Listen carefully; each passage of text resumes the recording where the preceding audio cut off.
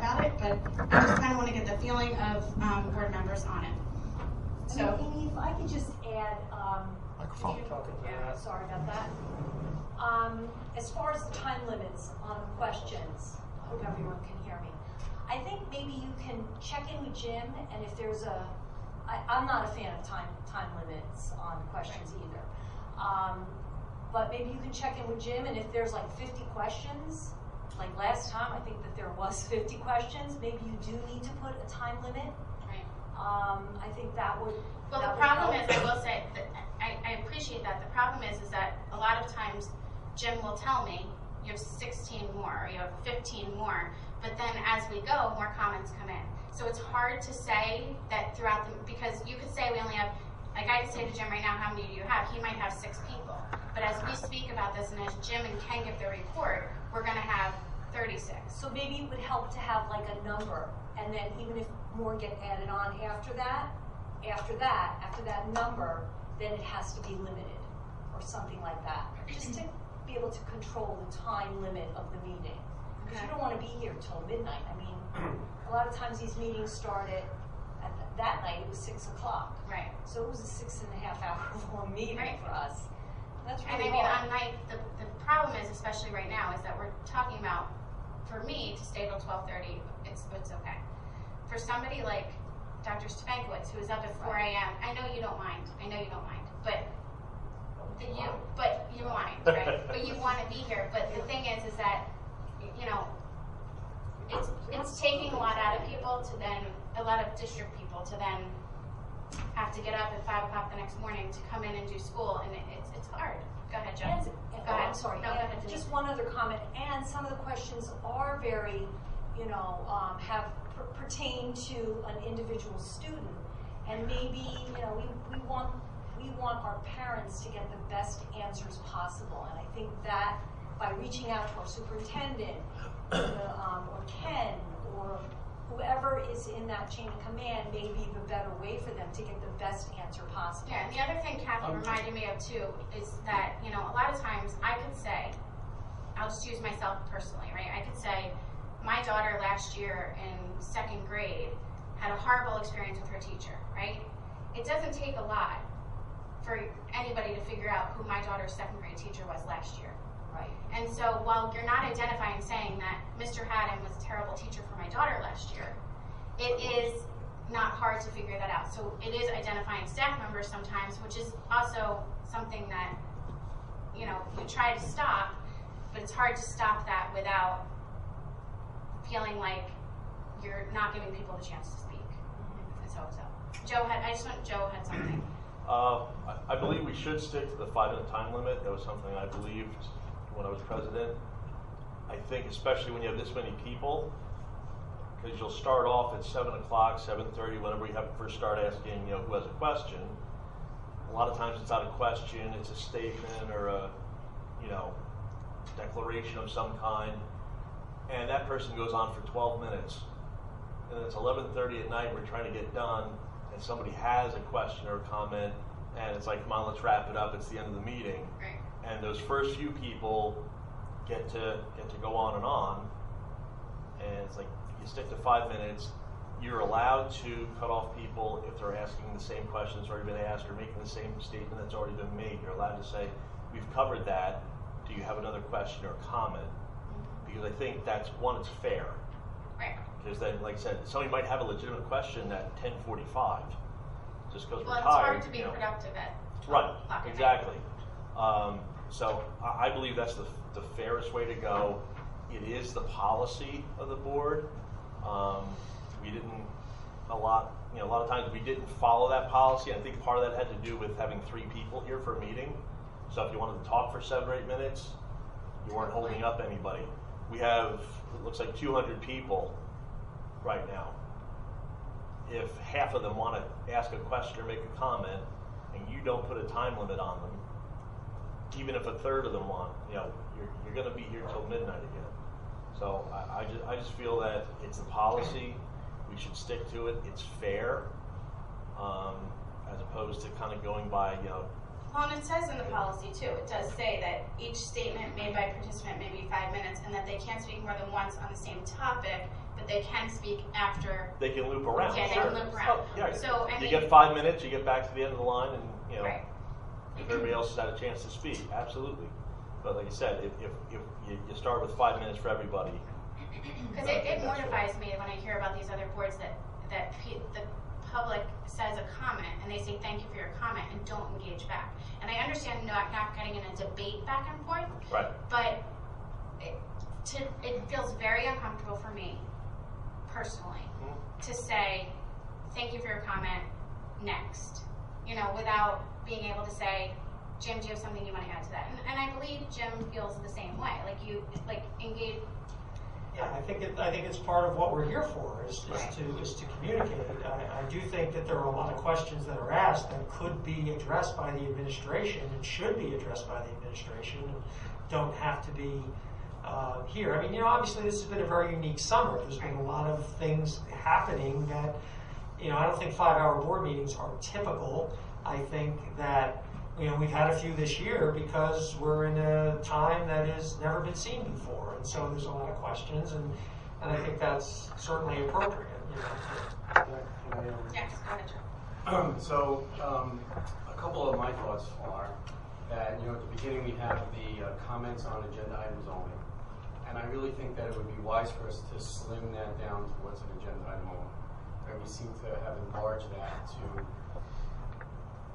individual situations that people have with their kids or teachers, and those things are really not on the agenda, right? The topic of coming back to school is on the agenda, but not every parcel and every situation is part of the agenda. So I think that if it's about agenda items only, I would keep it about agenda items that I would keep that slimmer, because I think we run the risk of it being just an open conversation that we don't know how to put boundaries on it. That's my opinion. Which I agree, and I think part of the reason why it's gone a little bit further too is because I kind of, when I hear it, I think, well, that's in the reopening plan, or that's something about reopening. You know, so that's kind of where, I mean, at this point we're open, right? So at this point, hopefully there's not as many questions about opening because we are open. Yep. But I do feel like a lot of times I've put it in that way that, oh, it's under Ken, or you know what Ken just said, or oh, it's here. But I do get that too. Yeah, you know. and, yeah. So that's one. The other is I do think that this idea that Jim gets asked questions about certain things that are very micro to an individual family or a situation, and I think the frustrating part is they're looking for Jim to give you a very specific answer to something that isn't necessarily. You can necessarily do that to. And so one is I would hope that people would, there's been a number of times where people keep pressing for the answer, and that just adds a bad tone to the whole discussion. Because at some point Jim's saying, work with your teacher, work with your principal, work with whoever it is. And I think we have to at some point guide the parents that that's how they have to take it. Because at this point, I don't think Jim can get to that level of detail. Right. And I think the other part is that we're questioning a lot of policy that is in place, right? That things we don't have control of, right? Wearing masks and how buses are going to operate and things like that. And I don't think we're not going to, in this board, we're not changing those kind of policies. So as much as we can talk about the things that we could change and could discuss, that's probably what I would suggest we kind of do too. Those are just my few thoughts on it. No, thank you, Ms. Gilman. Thank you, Amy. I think you've been doing a fantastic job. And Just that part, right? No, not that part. I didn't mean that. I just mean in general. toward me. I just want to make sure everybody can hear. Go ahead. These are extraordinary times, and the apprehension level is so high. I wonder if there's a way to have our parents submit questions and concerns ahead of time so that we might redirect them to people who can best answer, whether it's a child study team member or it's a principal or one of the vice principals in charge of discipline, whatever the issue might be. I'm not quite sure how that would work. Well, we've asked them to. We've said that questions can be directed to myself or Dr. Stankwitz before the meeting, and some of those questions, when they have come to me, I have answered or I've asked throughout the meeting, and then I would say, I would, text if it was, I don't know, Mrs. Miller, because she's right in front of me. If it was Sandy Miller and she sent it to me, I would say to Sandy Miller, did your questions all get answered? And, or whatever, and she would say yes or no. So, or the person has come on then and spoke the questions. If we ask people to submit questions in advance, then that would, I believe, be a change in the policy. And then I don't know that because there are boards that do that. Boards do say you have to submit your questions in advance, and then you cannot have other questions. There's no other point for public comment, and I don't know that it needs to be. Yeah, I don't need to change the policy. Right. But again, these are extraordinary times, and many of the questions that are being asked have never been asked before. Right. What if my child, with the mask or whatever the circumstance. So I thought that perhaps just for a short period until we get back to a more normal schedule, that many of the fears and questions that are being asked can be found, the answers can be found in postings that the principal has put out or that the superintendent has put out.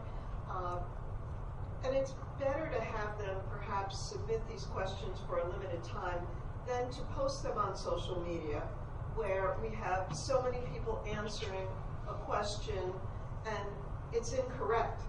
So in order to give a correct response, the best response, as Denise said, the best answer for a parent with genuine concerns about our schedule, our opening, their child, services that are being provided or not, maybe just for a brief period, not to change the policy forever, but maybe for the next 2 meetings perhaps? We can certainly try that, but again, I would say that in so many meetings when they ask questions, Jim is saying, talk to your principal, talk to your teacher, talk to, and a lot of times the answer is wanted right then, which I understand. Sure. It's, as you're saying, it's very tough times. There's a lot, as I said last week, there's a lot of anxiety. We all had anxiety. I think our anxiety levels have gone down just because the kids are finally in and you're finally seeing what is actually happening. And so it's we can certainly put it out there to, if you want to submit your questions, and maybe things can even just be directed back to the right person. I'm 100% fine with that. I'm fine with questions coming in, not even just on Tuesday. If people have a question throughout the week, or who do I contact? This is my question. I'm more than happy to, direct it to Jim. Jim, frankly, doesn't, I don't think, have the time to really, go through not that he doesn't go through his email. I am very happy. Yeah. It is my job to Yeah. answer these questions. They are the administration of the district. That's what they are.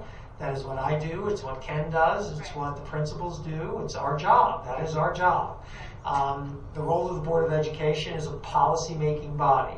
And the day-to-day operations of the school district fall under my purview, Ken, Kelly Weldon, Jen Zona, the principals, the teachers.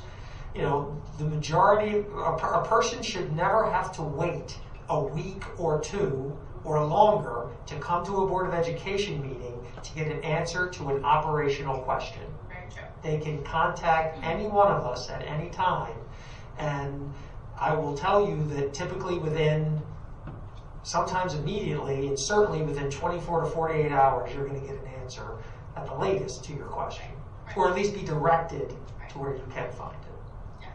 So people definitely can. They can reach out to Ken, all the people that Jim said, or if they can't, they can email me, and I'm more than happy to say, that's a question for, you're at Wayside School, it's a question for Mrs. Palea. You're here, it's a question for, but that's, I'm open to that. Mrs. Fuller. Thank you. I do think we have to have some recognition, as Irene said, of the extraordinary times we're in. And this probably won't make me the most popular person here, but I'm heartened by seeing 200, 300, and 400 people who want to participate in this, because we've never, as a board, or as parents, or as teachers, or as administrators, gone through anything like this before, right? So if that means I'm here till midnight, that's what I signed up for, right? When I put my name on the ballot. So I'm okay with that, recognizing the extraordinary circumstances are right. I do think that what isn't as clear in the policy, which is more process oriented, is the scope of what we can and cannot talk about, and maybe if we can re-emphasize that for people, because I remember the first board meeting that I spoke at as a participant, I came up and I spoke and everyone looked at me blankly and I waited for a response and no one could offer one. And I didn't understand why, right? And so I think if people understand the kinds of things that can be responded to and the kinds of things that can't in a public setting, that might be helpful. But also I think that, you know, we are hearing some of the same questions over and over, and it might be because someone wasn't on last week's meeting and they're on this one, and perhaps something that we could think about is figuring out the themes and the questions that we're hearing and maybe developing an FAQ that we can put on the district website of the questions that are coming up over and over again and the official district answer to some of these questions so that we can point people to that, and there's a place where there is a record of things that we answer at the board meetings that people can refer back to. Can I just clarify something? So I like it when people are participating and talking as well.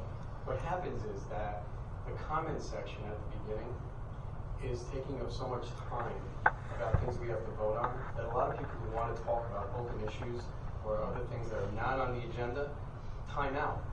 Right? We get there at very late, and those people are sitting there waiting to talk about something. And I've had a number of people tell me that the comment section goes way too long and they kind of time out because what they want to talk about is not necessarily on the agenda. So that, I think that's the reason. I mean, you can talk about other things, but really the comment part about the beginning is to talk about things that we're going to be voting on that may influence how we're thinking about the vote of those particular topics. So that's on the agenda. So if we're not voting about it, or if we're not having an open discussion about it, I think it can wait until the end of the meeting, and then that way we can get through that and let people talk about it. But that's the progression that seems to be missing here. That all the discussion is about other things that we're not voting on.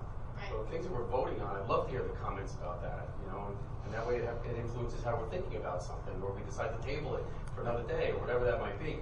But it takes up, but all those comments, because they're so widespread, take us away from that, and then we can kind of go through the discussion very, you know, we shouldn't rush the discussion on topics, and then we get to the end of the session, and then people who wanted to talk were just timed out. So I agree totally with Janice. I feel great when I actually tell people I was here and there were 400 people listening to it. I think that's great. Yeah. Right? But now those people are being a little disenfranchised because they're not having the ability to say Right. stuff at the end on things they want to Well, talk yeah, about. I mean, you see throughout the meeting, we'll start at 200, 400 or 200, and then we'll be at like 62.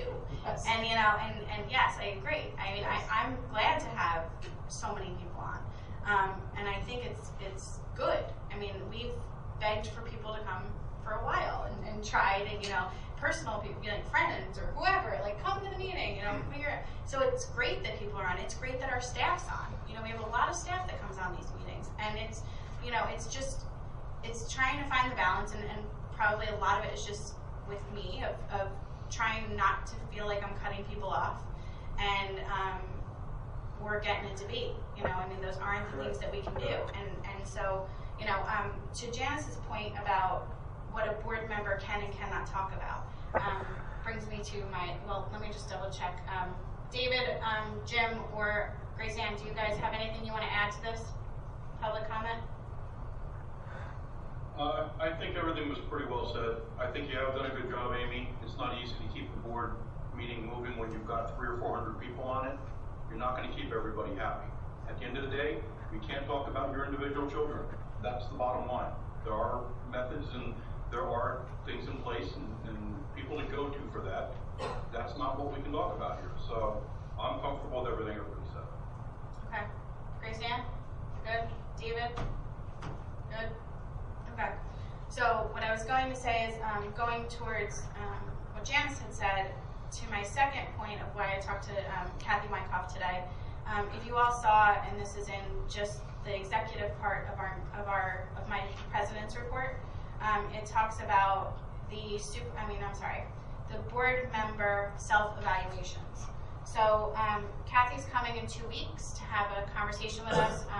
We're talking about board goals. We're talking about roles what a board member can and cannot speak to. So Janice, that we will be speaking about that, and this will all be during public session. Like, it will all be during public session, and the other part will be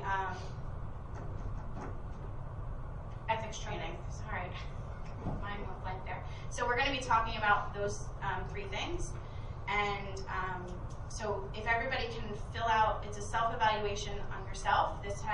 Kathy wrote up something.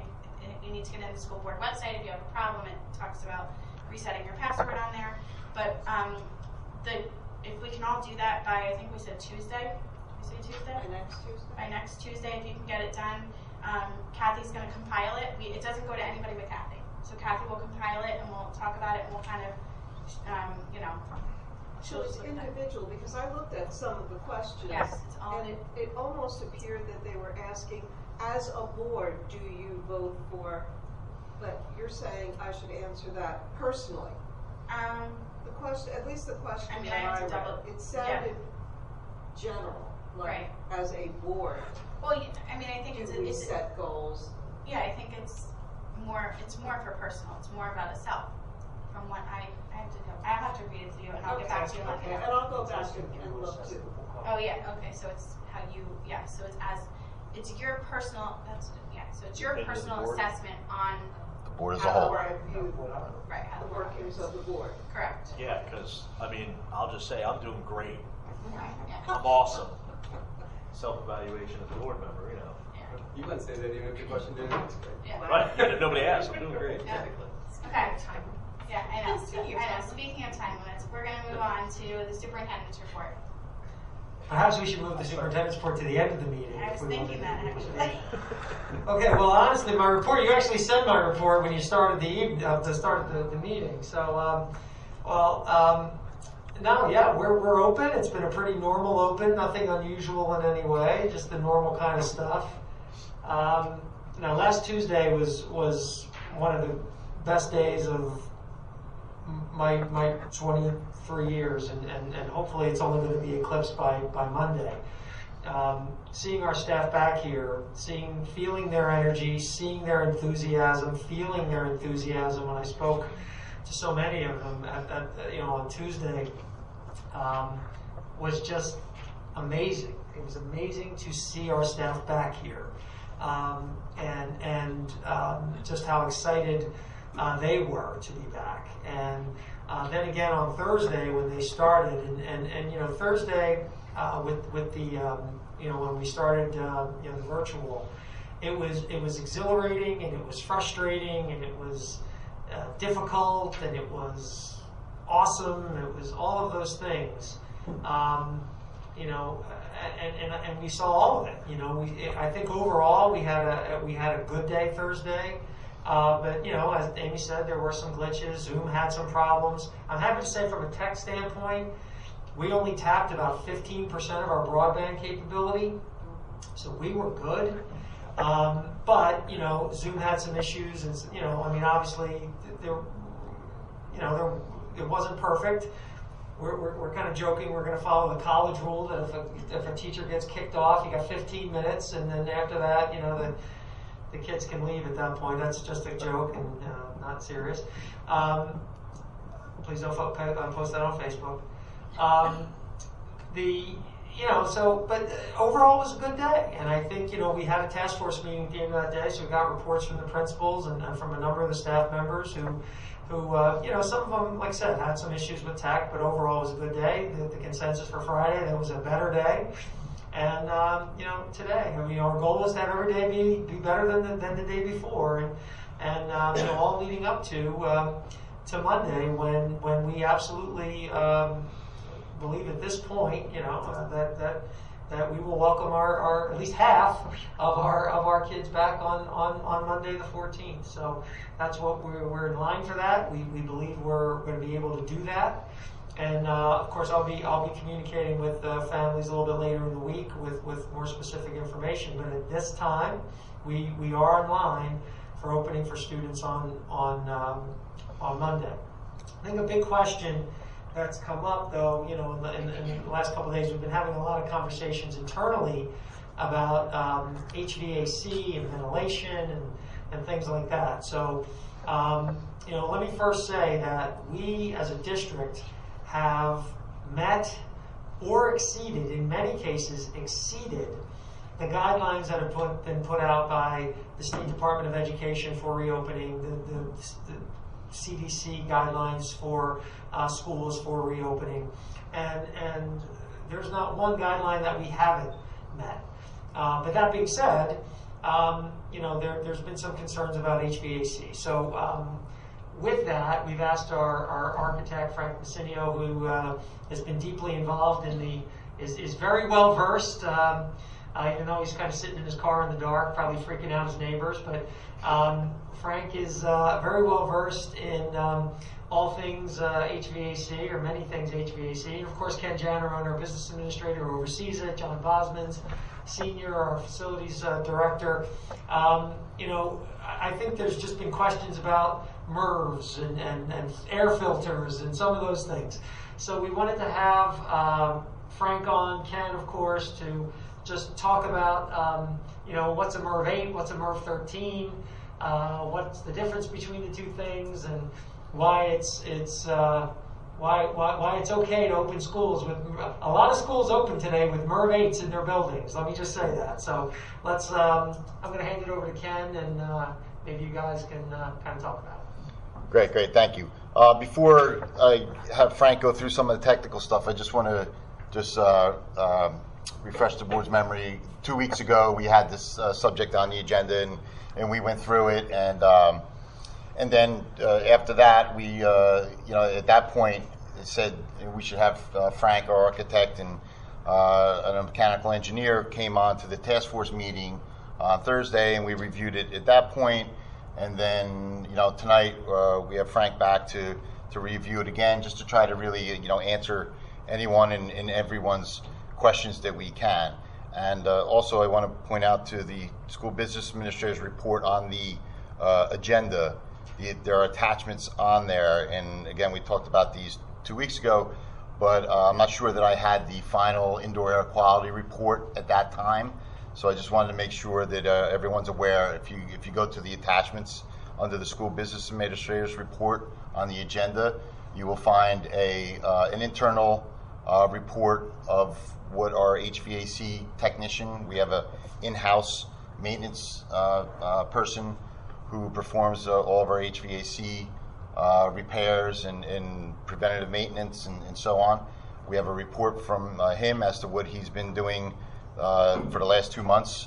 And we've talked about this even before our last meeting at the board meetings. But so he's been working on it for the past 2 months. Also for the past 2 months, Jersey State Controls, and you'll see a report also under my agenda from them detailing what they were able to do and check and service and adjust to really get to the goal. And I know Frank will get into this, but the goal is to maximize airflow in the space to bring in the outside air, and we were able to make adjustments. And you'll see under that report from Jersey State Controls where we adjusted dampers.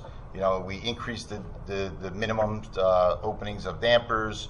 We actually disabled some controls that we had that were occupancy controls. So if they were motion detectors. So if there was no one in the room, the unit would shut down. So we deactivated them, and that was an energy savings move that we had done, and many districts have done over the last few years.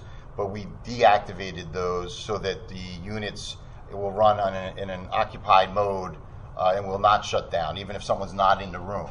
So we also adjusted setbacks and how long they would run at night when they would kick on from an unoccupied mode to an occupied mode. So we did a lot of things that are detailed in that report. So I encourage everybody to take a look. And I did want to say one more thing. We also have added, to keep up our in-house technician. We've had a lot of repairs and things that have needed to be that he needed to focus on, and in order to get him some more help, we brought in ABS It's Automated Building Solutions, an additional outside HVAC firm to come in and help Dan with day-to-day repairs, just to make sure that we're doing everything as quickly as we can, because of course we understand in these times, it's not, you don't want to wait. If the unit in your classroom is cold, but it's not as cold as it should be, that's something that needs immediate attention, and so that's something that we've brought on to an additional firm company to come out and get into each classrooms and where we have issues and to correct them as soon as possible. So that's another thing that we've been working on. And then I'll let Frank jump into some of the ventilation aspect, the air conditioning aspect, some of the things that we talked about last week, and then Frank can talk about that, and then we can open it up for questions or any way you want to do it, Mr. President. So Frank Massinio from Solutions Architects, you're on. Good evening, everybody. Thanks for having me here. So I want to go through a little bit of background first, and we're going to talk a little bit about the HVAC equipment that we have here in Ocean Township. And so every school is required to provide an amount of outside mechanical air, outside air and mechanical air into their classroom spaces. When we design spaces like this, they're designed based on a formula, and it has to do with the square footage of the rooms, and the mechanical systems are required to bring in mechanical air and ventilation air. Every district, based under the CDC guidelines, the executive order that was issued, is required to meet certain requirements. The difficulty that all the districts have been having is that there's no authoritative body, whether it's ASHRAE or the state of New Jersey or the CDC, have given specific numbers for those guidelines. They've not told you have to have a certain amount of air changes or required CFMs per classroom. So it makes it very difficult for every district to do the same thing. So every district that we are working with is doing whatever they can to take the common denominator, which is increased ventilation air, and do what they can to increase ventilation air. The more air that circulates through the room, the less stagnant air in the room, the less ability for aerosols or airborne particulate to remain in the room. So we want to continue to do what we can to increase airflow or maintain airflow. So the current New Jersey Mechanical Code requires that you have this certain amount of outside air and requires that these systems operate properly. As long as these systems were designed appropriately, are working properly, you're going to have ventilation air in classrooms. You're also going to have mechanical air in classrooms. There are a variety of systems that we employ that our mechanical engineers design that are in every one of your schools, and they vary and provide air in different ways. The first is a rooftop unit. It's exactly what it sounds like. It's a box. It's a prepackaged unit that sits on your roof. It provides supply air and takes away air, exhaust air, through ductwork that's above your ceilings. Every school district has a rooftop unit.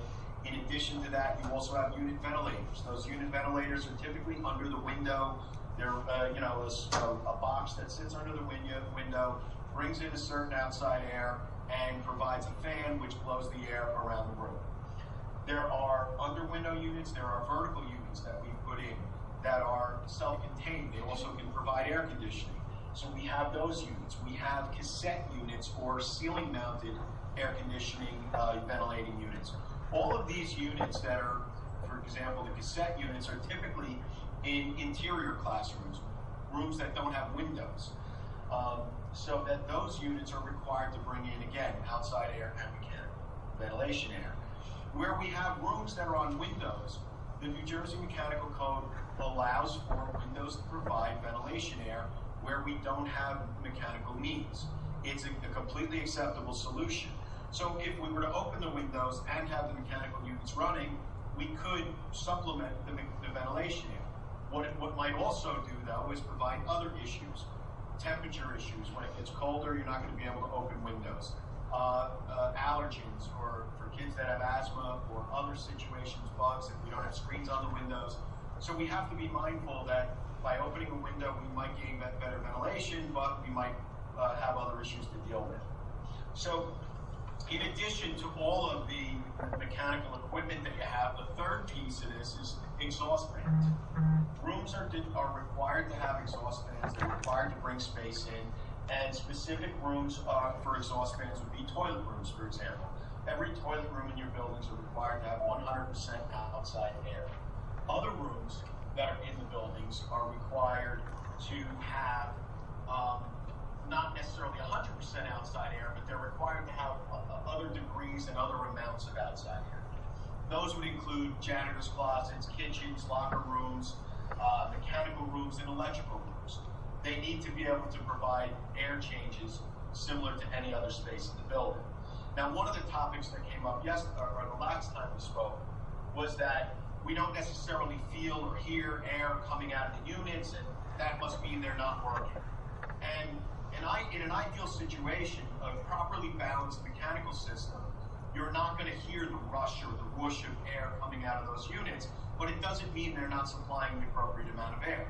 A properly designed system will provide ventilation air, provide mechanical air, and you might not necessarily hear that, that rush of air coming into the space.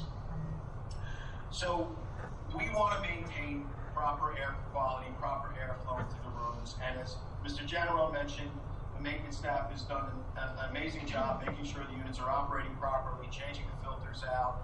And in speaking about filters, that's another hot topic. Filtration is certainly a big issue because we want to make sure that we have proper filters in the units.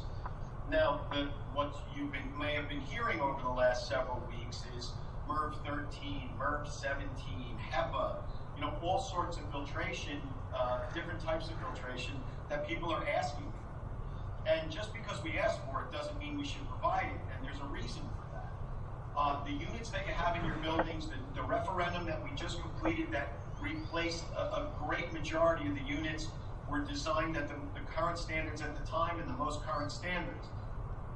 The units like MERV 17 or filters like MERV 17 and HEPA filters are not required for school districts. They haven't been part of the code. Now that may change in future years, but at the present, HEPA filtration, MERV 17, MERV 14, 15, 16, they're required in hospital spaces and clean rooms and lab spaces.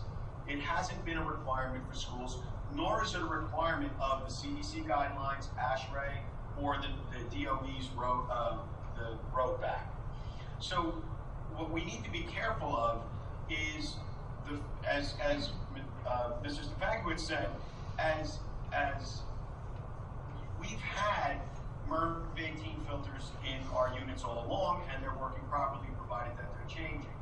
What happens, though, when we decide we're going to put MERV 13 or MERV higher filters in, is that it's going to affect airflow. And the analogy I'm going to give is the one I've been giving is coffee filters. If you were to filter coffee and put a filter in your coffee pot and put one filter in, it'll percolate the coffee at a set rate. The coffee will drip through the filter and you'll have a nice fresh cup of coffee. If we were to take 4 and 5 filters and stuff them in the coffee pot and run the coffee pot the same exact way, what's going to happen? The water is not going to drip the way it had been previously, and the filter is going to overflow and you're going to wind up with a big mess. So when we talk about putting MERV 13 or a MERV 17 filter in our UVs or our rooftop units, what it's going to do is restrict airflow. It's going to filter it, but it's going to restrict airflow. And the biggest thing that everyone, CDC, New Jersey DOE, ASHRAE, and ASHRAE is the American Society of Heating, Air Conditioning, and Heating, Refrigeration, and Air Conditioning Engineers. So they're a big society, that organization that puts together a lot of the requirements for HVAC systems. They are all touting increased ventilation air. So if we go ahead and put these MERV 17 filters in, and we're going to restrict airflow, which is counterintuitive, counter to what they're recommending. So we need to be careful and mindful that their requirements say we need to provide filtration as recommended by the unit manufacturers that we have. So we want to make sure that we maintain the recommended unit manufacturers' ventilation, filtration, and therefore keep the same amount of ventilation we have or increase it if possible, and change those filters more often. We don't want to get into a situation where we restrict airflow, wind up with a stagnant condition in our classrooms and any other instructional spaces for that matter. So we just want to be careful about that. And I guess the last thing that I'll talk about is that, you know, in reviewing this with our mechanical engineer, who happens to be on the line as well, you know, we've all come to the same conclusion. There are other systems out there. There are air purifiers that we can certainly put into smaller classrooms and smaller places. We can put them in other areas where we may need two of them to help purify the air. We want to maintain airflow. We want to maintain air changes per hour, but we want to do it within the regulations. To retrofit certain systems with MERV 17 filters or MERV 13 filters will cost the district a significant amount of money, and it's not just about the money, it's about the time. It'll take a long time to design and renovate and replace all these systems. So as long as we're following the regulations and meeting the requirements, and as Mr. Janaron said, we are meeting and or exceeding the requirements being requested by CDC, DOE, and ASHRAE to have air infiltration in the classrooms. As long as we're doing that, I think we're providing a good environment. I think we can get a little overzealous and try to do things that might adversely affect this by putting in, you know, extra filters. But as long as the systems are operating properly, as long as they were designed by the appropriate engineer, and we know that we replaced a good many of these just 3 years ago, I think we can safely say that we are providing ventilation air. The units are working as planned and as designed. And as long as they're doing that, we're providing the required ventilation air in the classroom spaces. Can I just jump in a little bit? I just want to summarize. So what Frank is saying is, and we are lucky here because 2 to 3 years ago that we did have the referendum, and we were able to put in probably about 85% of all of the rooms in the district were upgraded to the new UVs and can handle the MERV 13 filter.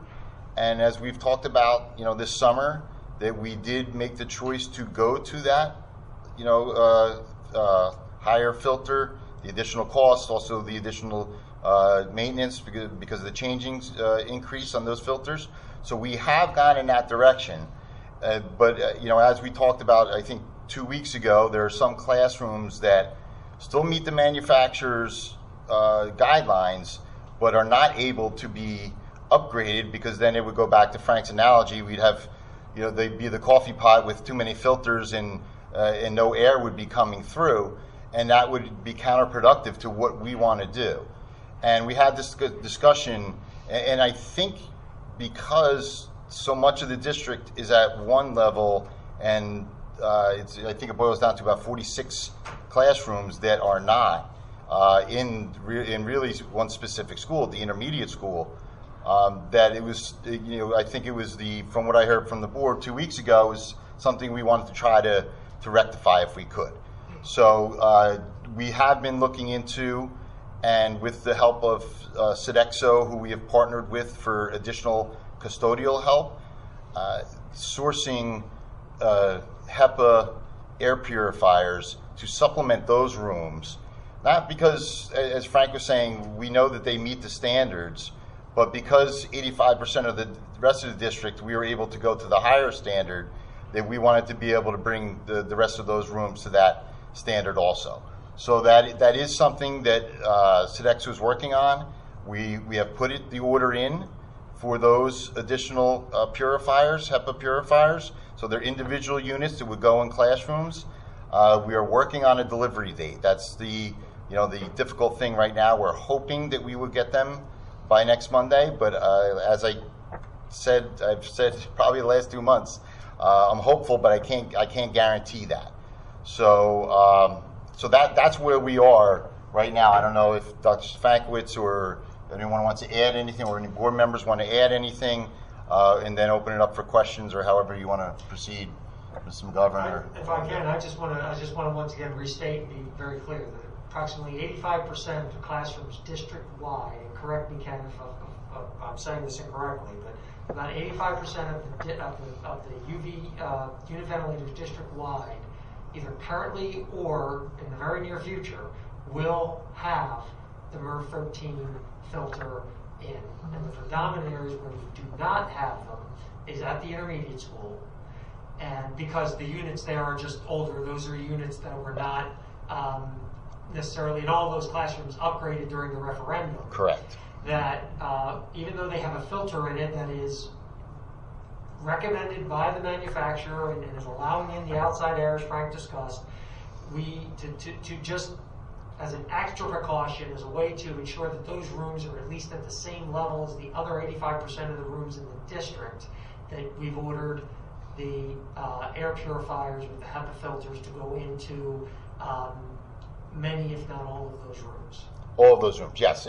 And the rooms that are not in the other schools are mostly workrooms, in offices, things of that nature that may not have received a large UV unit because it wasn't practical or efficient when we went through the referendum, when we went from room to room. So they're mostly smaller rooms. It was the 6th, 7th, and 8th grade classrooms, except for the science wing, except for the science rooms, which we if everyone remembers, we remodeled them, and then the interior rooms have rooftop units also, the 6, 10, 7, 10, 8, 10. And the 5th grade. Fifth grade is all the newer. Yep. So the newer units, as Frank was saying, can handle the MERV 13. So we've gone ahead and gotten them in really the rest of the district. We're still waiting on a few to be delivered, mostly rooftop unit filters, but then that'll complete the filters district-wide, except for those rooms at the intermediate school, in which we hope to, or we've ordered HEPA filters, purifiers to supplement the rooms in those wings. Hold on, Jeff's hand was first. When you add the purifiers, Can you talk louder? when you sorry? add the purifiers, does it then equal roughly the same as the MERV 13s? Good question, Frank, or mechanical engineer, with a properly sized HEPA air purifier. How does that stack up, I guess? Could you ask the question again?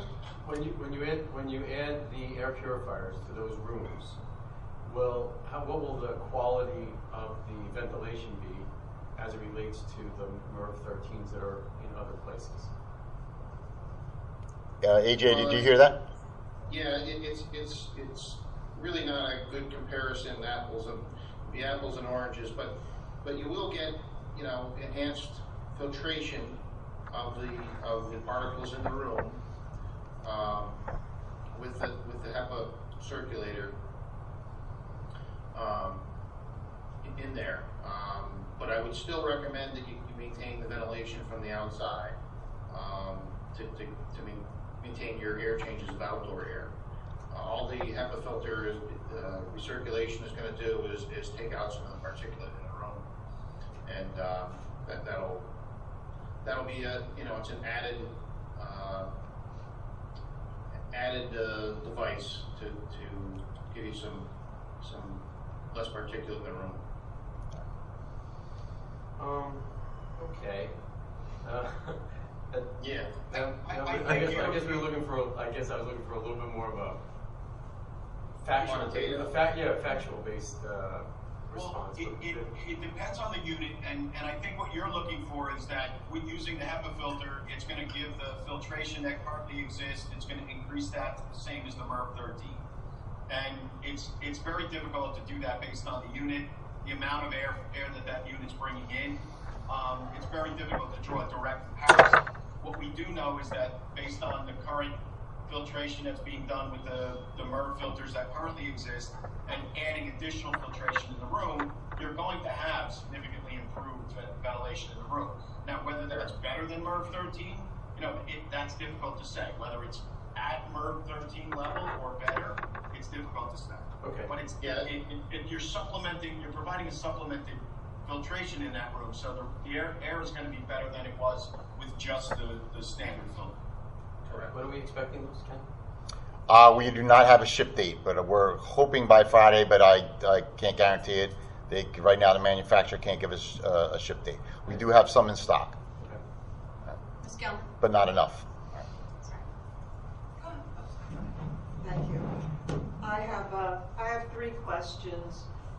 When's the last time the roof units and the exhaust fans, everything, when's the last time they were inspected? Who does the inspection? Our own custodial group, or do you provide technicians to check on those units? Well, that would, Ken, probably. yeah, that's because they do not do the inspections, the daily. They don't do the inspections? No. at Jersey all? State Control. If you look at the attachment, Jersey State Controls. So they did the inspection? They do that, and then also our own in-house HVAC technician does our PMs, preventative maintenance. So they have a schedule for each unit, rooftop units, in-class units, exhaust fans, and so on. So there's a preventative maintenance schedule that's in our software, in which every week something pops up. Okay, on the rooftop at the Dow Avenue School, unit number 15, it's time to service that unit. So that's the way it works. And if you read the report, the control company also went through the units this summer. In addition, because of this situation we're in, we asked them to do more than they would normally do. So and you can see their report that they wrote up as far as checking all the controls and the units. Okay, how about dehumidifiers? Are we using them to prevent mold, since the classrooms were pretty much closed up for a few months? Do classrooms have dehumidifiers if needed? Yes, we've always used dehumidifiers where needed. And really that's a good question, because some of this increased outdoor air, and we saw it last week with a couple of the humid days we had, one of the unintended consequences, and I think Frank touched on it, bringing in more outside air makes it more difficult because we're bringing in the humid air, and it makes it, especially in what we don't want to do, I know Frank mentioned it, is having the air conditioning on and opening a window next to it, because then you get condensation, then you get moisture, and then that can lead to mold. So, and also opening up, you're bringing in more allergens and all that. I think Frank had mentioned that. So, the correct way to do it is bringing in the outside air through the design, through these unit ventilators that are engineered to do that, and have it going through the filter and introduce into the classroom and recirculating the air through the classroom. Thank you. Just the other thing to point out, Ken, is that any classroom that is air conditioned, when you have air conditioning, the purpose of air conditioning is to dehumidify the space. It actually takes moisture out of the space. So you're going to do that just by any room that has air conditioning, is going to do that as well. And I don't know if I mentioned, but in the air quality report, that the PARS Environmental, which is attached to my business administrator's report, they are environmental consultant group that went through and they take readings, humidity levels, CO2 levels, and you can see all that in the report of random rooms. And so they sample a lot of that, and they indicate to us if they feel anything is in danger, things that we should do. So that was another report, a walkthrough that we had the PARS Environmental Consulting come through and do in each school of the district to give us a clean bill of health, as you will. Yes, I didn't read the whole report, but I Okay. definitely will. So just to summarize, it seems that the intermediate school, the 6th, 7th, and 8th grade classrooms, several of them are the ones in need of filtration, that you're waiting for delivery. Right, and again, they're not in need. They're meeting the standard, but because we've gone above and beyond in the other 85% of the rooms in the district, we're going to look to try to supplement them through these the air purifiers. So correct.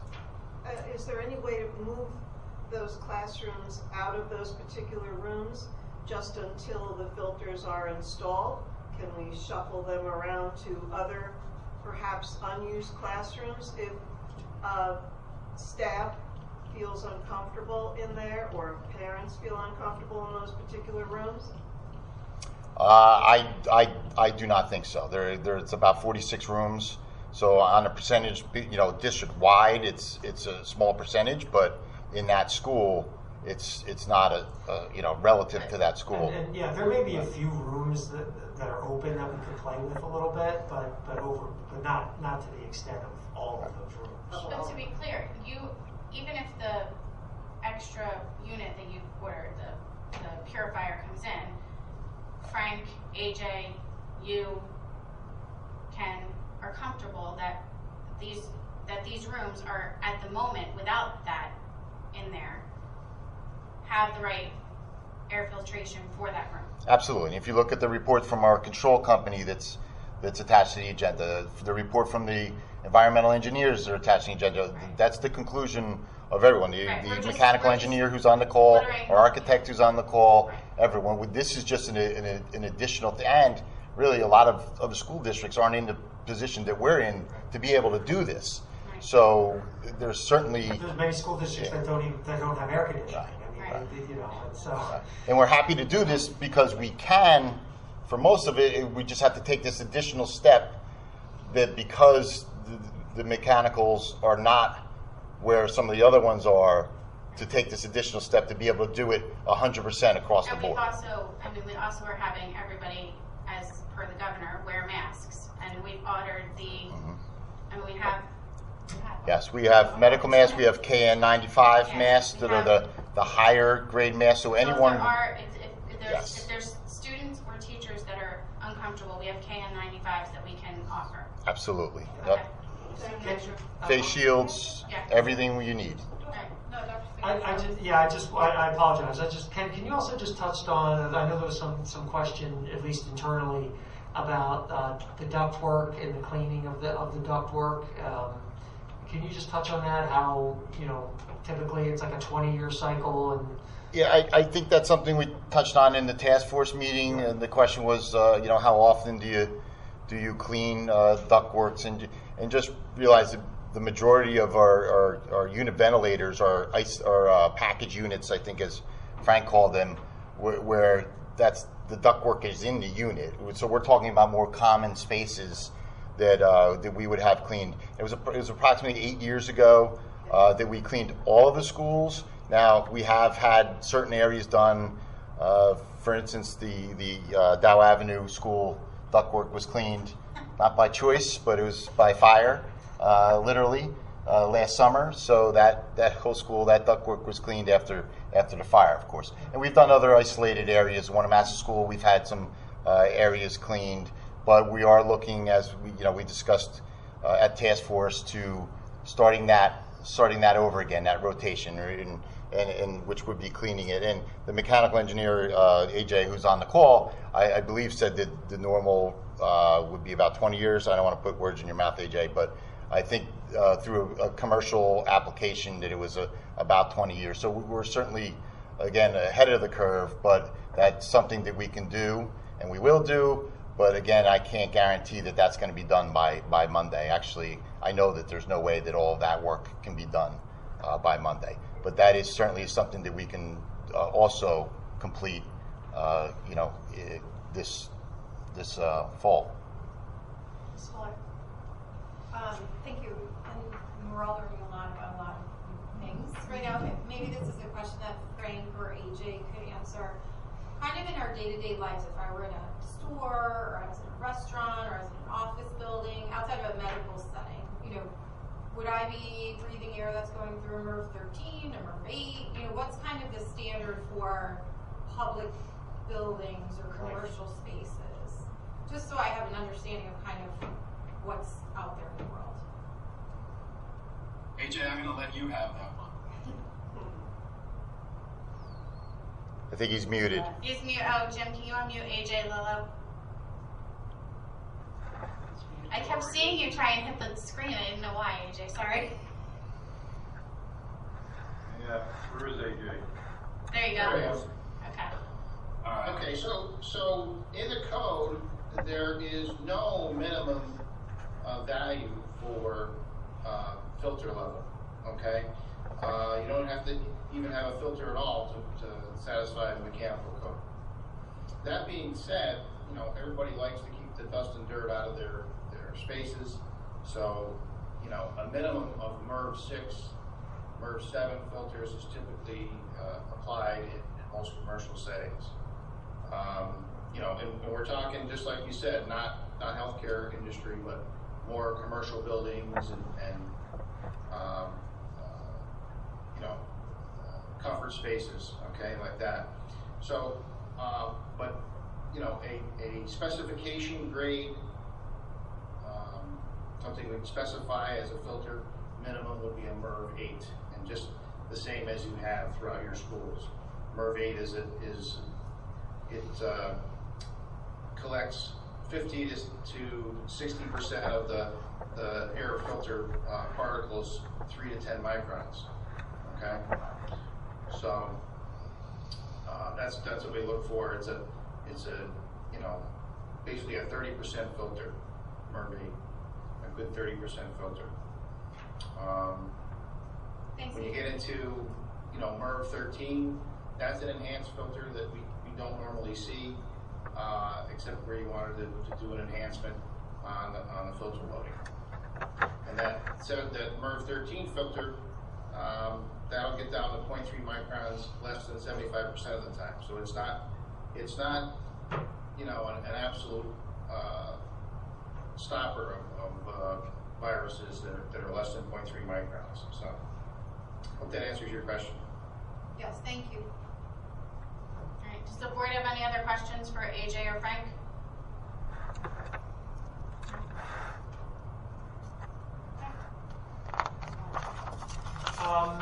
The only thing I want to say is we are going to do another staff town hall tomorrow for any staff members who couldn't be on this meeting and just have any more specific questions about this issue. So that'll be going on tomorrow afternoon, and we sent that out to all staff today. With AJ and Frank?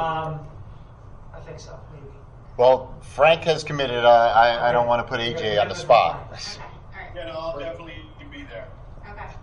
Thank you, Frank. I did want to make one comment that Yes. I did get a fair amount of feedback from staff and teachers that they felt very safe and secure inside the schools. They felt like we took a lot of good precautions and things like that. That is not an overall survey. That is an anecdotal survey. Was it a survey or a questionnaire? Actually, it was people. Neither? It was people coming up to me. Neither and one. talking to me, Okay. right? So. Well, they're going to feel even more safe as I continue my report because the plexiglass trifolds have arrived, and as you can see, here they are. And that's kind of a cool reflection we got going on there. But arrived today, hot off the truck, right, Ken? And so will be distributed out to the buildings come tomorrow. And so that was one piece of equipment that we were definitely waiting on, and we feel very good and that they have arrived as well. So it's good stuff there. How many of those did you get, Ken? We have about 1,600 to Yeah, supply. 1,500 of that type, and then we have some other types, another 100, so 1,600 total, correct? Right, so we'll distribute those out to the buildings proportionate to the number of students that will be coming in. And once again, those are things that do not expect those on every desk at every moment. That's not required. We're going to leave that up to the principals and the buildings to work with their teachers to determine when those are most appropriate and needed. If everyone is in a socially distanced room wearing a mask, they are absolutely not a requirement to be there. If a staff member would like one for their desk, we can work that out. I think that's going to be best suited with staff members working with their principals to determine what's the best place to have those and utilize those, and that's how that will work.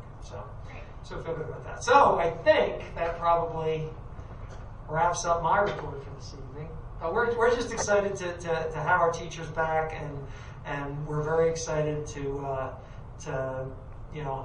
we're here for the kids. So we're very excited to see kids in the next few days. Great. Thank you. Mr. General. I think I'll pass on mine, but if Frank and AJ, if you guys could hold on for a little bit longer in case next week public comment is next, in case anyone from the public had a question for you, that would be great. I promise it won't be till 12:20 a.m. I would not make that promise, Gary. Yeah, really. Okay, Right. Yeah, I can't guarantee anything, so. So, Mr. Dietrich, if everybody who has a question can let Mr. Dietrich know, but if we can do this just for Frank and AJ's time, if there's specific questions to the MERV or to anything that they have for Frank or AJ, can we, if you've already sent Jim a comment, just, I don't know, write HVAC right now, and he'll go through that way. And we can that way we can let Frank and AJ go faster if everybody's okay with that. So, Jim, I'm sorry to do that to you because I'm sure you have everybody ready, and I apologize. But I know Sandy raised her hand. I saw her hand go up, so we can start with Sandy, and then you can go from there, if that works. She just happened to be right in the middle of my screen, and I saw her hand. Yeah, thank you, Amy. I'm sorry. That's all right. Go ahead, Sandy. You start while I find the next person in that one. Yeah, you jumped me from 4 to 1. I love it. Okay. Mine is more of a clarification because I'm a little. Can you talk a little louder, Sandy? Because I don't know if they can hear you, but I can't hear you so well. Amy, do you need to read the public comment? This is my I'm sorry. Hang on wait, Sandy, hang on 1 second. I apologize. I got ahead of myself. Give me 1 second. I forgot to read some part. There we go. Okay, so all motions are posted on the bulletin board at the district website. At this point in the meeting, we will now conduct the first of 2 public comment sessions. The first session will be open for public comment on agenda items only, and the second session will be at the end of the meeting and can be on any topic. So please make sure to state your name and your municipality. Thank you. Okay, my microphone working here? Yes. Okay, Sandy of Belsies, 32 Road, Wayside. Mine is more of a clarification because at the last board meeting, I had notes that said that Ken Janneron was stating that we were getting MERV filters and that classrooms were not to open their windows. And I just heard that whole discussion, so I get it. Like if the windows open and the air conditioning's on and all that, I totally get all the outside stuff coming in. But I'm just confused. 85% of the classrooms will or do have MERV 13s, or they have been upgraded, or are they on back order? Like I don't get what's on back order or what's actually been installed. Like I'm confused on that part. And also the windows being open and closed. Okay.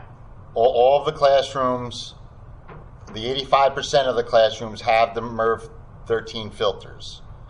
Already installed. Yes. What was the second part? The windows?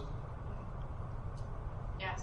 Yeah, right. I think the windows, and I don't know, Frank, you want to, as far as the where it can be a detriment to have windows and air conditioning open at the same time, as long as the system is working correctly and we've increased the airflow, the need to have the windows open is not there. And what it can do is create other problems such as mold, allergens, condensation and then mold, and things of that nature. Is that what you would say, Frank? Or Agree. I mean, where we would recommend opening a window is where you have no mechanical needs whatsoever. So if there was a room that the mechanical unit, for example, wasn't working, we would say you can open the window and the code allows you to do so. But knowing that if you open the window, you might cause some other issues such as allergens or any of the other. But buses is a good example. Yeah, buses is a good example as to where we're opening windows as much as we possibly can. Sure. So my follow-up question just for Frank then, the coffee filter example you gave us, the volume filters and the air flow, was that specifically for the 15% of collections in UIF that don't? No. What is that? Yeah. You're saying we do have the MERV 13, so then you're saying coffee filter example. Those units have been upgraded to the MERV 13, and because we've only replaced them 3 years ago, those units are capable of handling the MERV 13 filters, and the units have been tweaked mechanically to provide to provide additional air due to the increased filtration. So they're still meeting the requirements. Where we wouldn't recommend that whole Kauffman filter scenario is units where the manufacturer can only recommend the MERV 8, and we try to jam a MERV 13 in there. Now you're going to reduce the airflow and create probably a worse condition than you would had you left the MERV 8 in place. Okay, thank you. I just didn't know. And Sandy, what Ken was saying about what was backordered that you were speaking of is the purification in the rooms that don't have the MERV 13. That's what that was about. Okay. Mr. Dietrich. Okay, next air question was Alex Hayes. Okay. Hi there, Alex Hayes from Dow Avenue. I'm certainly not an HVAC expert, so I am good at looking things up. So I just wanted to ask the two gentlemen who have been talking tonight. Reading a June 2020 Harvard study on risk reduction strategies for reopening schools across the country, and they seem to be more concerned, if I'm reading this correctly, less concerned with filtration than they are with ventilation and airflow, and they constantly are citing in this Harvard report air changes per hour in rooms. So, and there's a difference for younger kids versus older kids in classrooms. I'm assuming maybe high schoolers breathe in, more than like a 5-year-old would. I don't know. What is our air changes per hour in our schools? Do we have any kind of reading of that? So yes, to your point, yes. The big thing from all of the agencies is ventilation air, more than filtration. It is what everybody is touting right now is ventilation air changes. So air changes per hour, let's talk about that for a second. Air changes per hour is not typically a term used in schools and school design. Air changes per hour is typically for hospitals and clean rooms.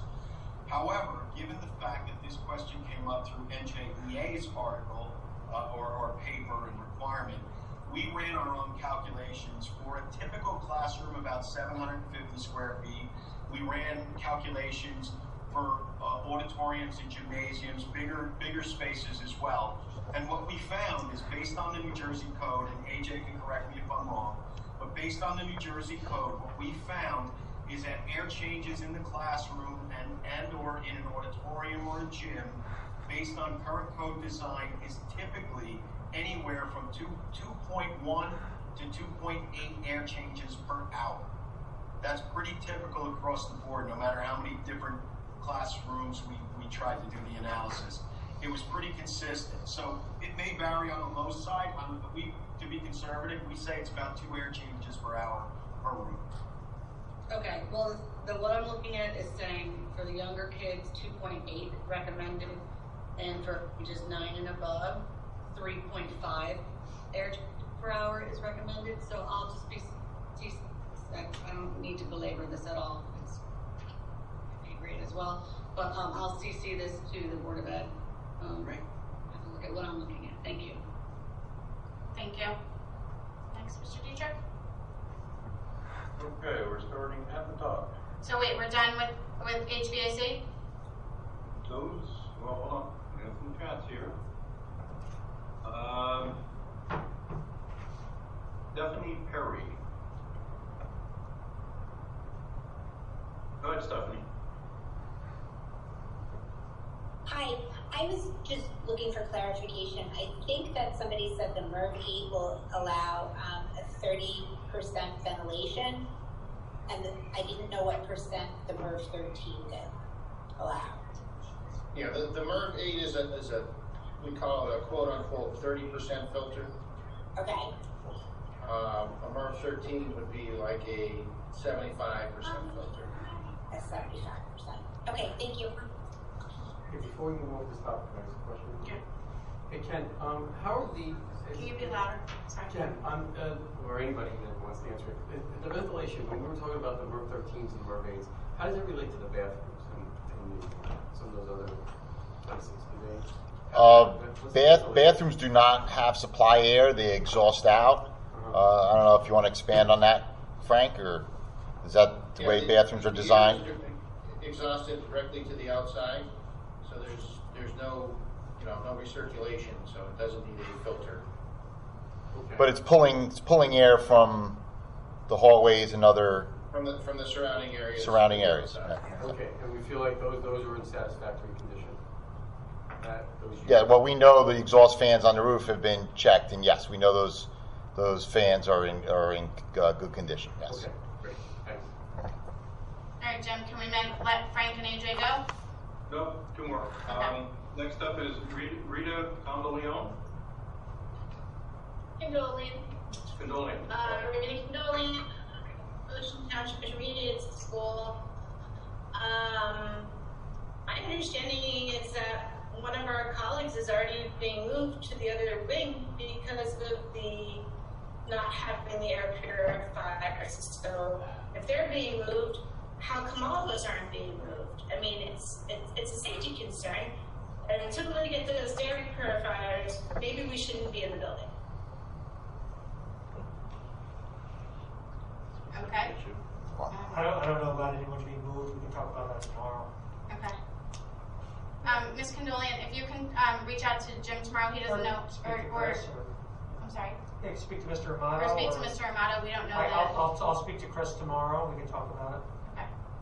Can I just clarify, because I just want to make sure that we're all operating under the same assumption. Is there anything in the guidelines from the state or the CDC that says that we need to have these filters in place in order to safely operate a school? Absolutely not. No, there's not.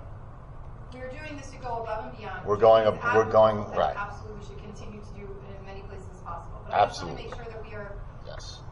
all working off of the same fact pattern, that set of facts rather, that there's nothing that is being said to us by the state or in our reopening plan or from any guidance that we've gotten from the health agencies that we need to follow guidance from, that we can't open schools. Or the environmental company, or the HVAC controls contractor, or the mechanical engineer, or the architect, or the host of people that would have all really said that. I just want to understand that for us as the board, so that we know what we, obviously should be concerned about, but also for everyone so that they have an understanding of. We're looking to go above and beyond. We just haven't gotten there yet for the 100% of people. We're at 85% going above and beyond, and we will get there. It's the 15% are meeting the requirements. They're not going above and beyond yet, but we will get there. Okay. Thank you. Mr. Dietrich, one more on that? Couple more. Next up is Michelle McFarland. Hi, everybody. I'm really happy to hear that most of the classrooms are doing well and will be up to snuff. I am concerned with all of the district's offices and the staff restrooms, as I know personally that there are some restrooms that need some attention, and I'm curious as to the ventilation on those and the quality of air in our offices. And that's not just the high school. I'm talking about all the offices, because I know that some of them are definitely enclosed or in places that are not the norm. So what has been done for the staff across the district for that information? I understand about the classrooms. Well, Michelle, we're going to do the same thing as that 15% of the classrooms where we have smaller units because it's a smaller space, that we're moving into some of the offices and workrooms and things of that nature throughout the district. So they will be done also. We've done a good amount of that so far, and we still have smaller units that we'll be rolling out in the next couple of days as we're waiting for more units to come in. So I do know that the main office at the high school has the MERV 13. What about the restrooms? As the professionals were saying, the restrooms are exhaust, so they do not have a supply of air. They bring in air from the other surrounding areas that have the MERV 13, and they exhaust out. So that's the way it's engineered to work. So that's how they have rooftop fans, exhaust fans on the roof, which bring the air out. And as Frank said earlier, it's not a whoosh. It's how it's engineered and balanced, that the units in classrooms and common rooms and then they're exhausted either, depending on the school, through plenums, through the roof, or through the restrooms, where that exhaust air goes out through the roof of the building, and then the fresh air comes in through the classrooms and some of the common areas. Did I get that right, Frank? I'm not an architect or engineer. Okay. No, yes. Right. Okay, I understand that. Specifically, I'm going to mention the high school. The main office bathrooms, I question whether they have any ventilation whatsoever. Well, we can certainly check on that for you, Michelle. I truly appreciate it for all the staff that has to use it. Okay. Thank you, Michelle. Thank you. Okay. Okay. Mr. Dietrich? All right, moving on to Mike Riley. Okay, wait. I was still in HVAC. Yes. Okay. Go ahead, Mr. Riley. Go ahead, Mike.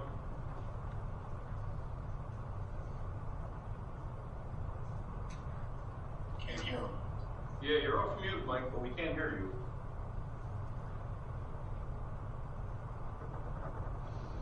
Still can't hear you, Mike.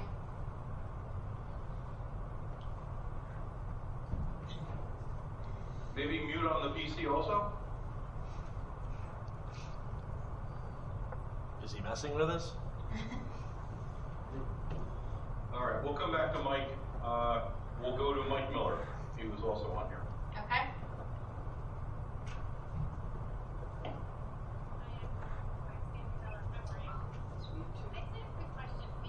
Can you talk up, Sandy? Sure. Maybe you guys have covered this. I might have missed it. Is it better for the teachers to teach with the doors open or closed? And does that make a difference? Does it help or not help if they have the doors open or closed? Did you hear that, Frank? I did. You did? I did hear it. I'm gonna ask AJ to answer that question. Okay. Did you hear it, AJ? Yeah, I did, and you know, it depends on the system, but if the system was designed recently, like 85% of the classrooms were, there's going to be a path for the air to flow out of the room, the relief air, and then bring the outside air in with the door closed. So that's how to maintain the air patterns in the room. I would say that you want to keep the doors closed. I don't know if it's going to hurt anything to keep it open, other than, you know, you're going to lose airflow to the corridor, which I think that would be a distraction to the recirculation of air in the room with the MERV 13 filters. Also, I mean, we still live in a world where we try to maintain some form of security measures in place, where we encourage, you know, our doors to be closed. So obviously, if there's ever a need to be in a lockdown situation or what have you, our doors are already closed and locked. So we still work to try to maintain some of that in this current age. Thank you. Are we back to Mr. Riley if he can unmute? He's having difficulties, but he typed it up for me. He said, if I put a piece of tissue to the vent in the restrooms, should it move at all? I've done this in several restrooms and nothing happens.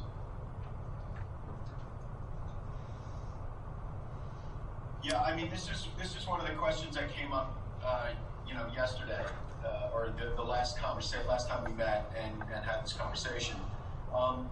If the system is designed properly, there should be airflow coming out of the unit, so the tissue should move somewhat, but it's not necessarily going to be blown all over the place if the system was balanced properly.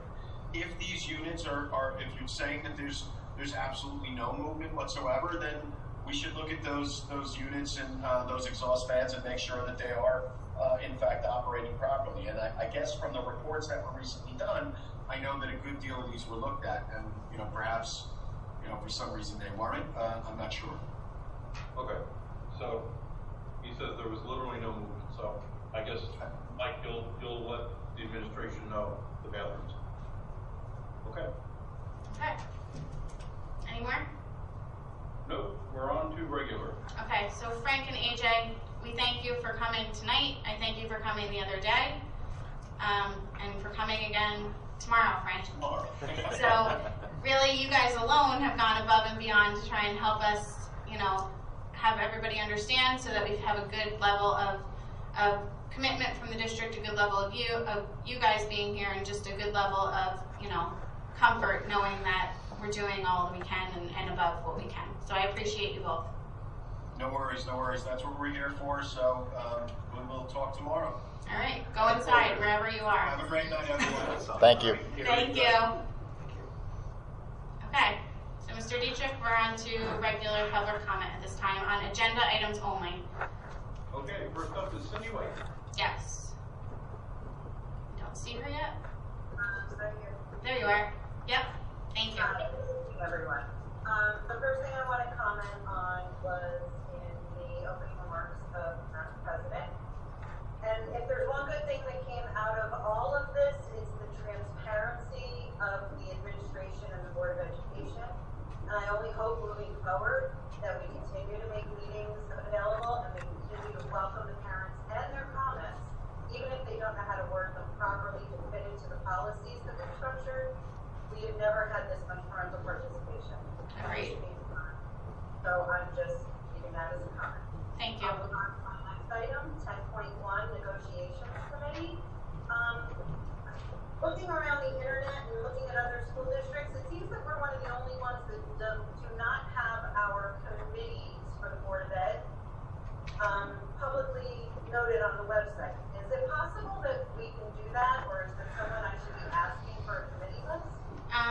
Ken can get them. I don't know if they're exactly on. Well, I know for sure they're on the rework meeting, but I would also say that we operate as board of a whole, so we have de facto committees that are not always operating because our workshop meetings, we have the full board there, so that's why we meet just about every Tuesday, and we don't have offshoots where some other districts may have one meeting a month with the full board, but then have committees. So that's not the way this board is operated for a long time, and I personally like it. I think it keeps everyone on the same page as far as board members go, and it's not offshoot committees. So only where committees are needed, such as negotiations, or if there's an item or an issue or something that's going on, we branch off to a committee for a specific purpose. But overall, the Township of Ocean is a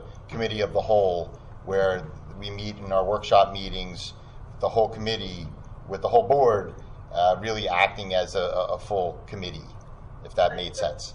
But there is a list, Cindy, that we can get for you, and we'll get it emailed and see if we can get it posted. But you know, it's for example, when I call on people to do a report, instruction, Dr. Marshall. So he's the head of that committee. Yes, there are other people that can show you, but as he said, things that meet are like technology. That is so, we have the people that know the most about technology on the technology committee, and so then usually Mr. Weinstein will come back and give us a report of their meeting or whatever. But as Ken said, we find it better here in Ocean that everybody knows what's going on instead of a couple people knowing what's going on. So that's. And I'm all about collaboration. I just think part of the public being able to focus their questions in to where they think they need to go.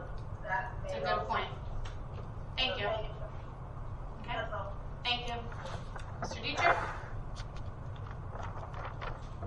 Okay, we're up to, let's see, we're on here. Looks like she dropped. Okay, so we're up to Susan Green.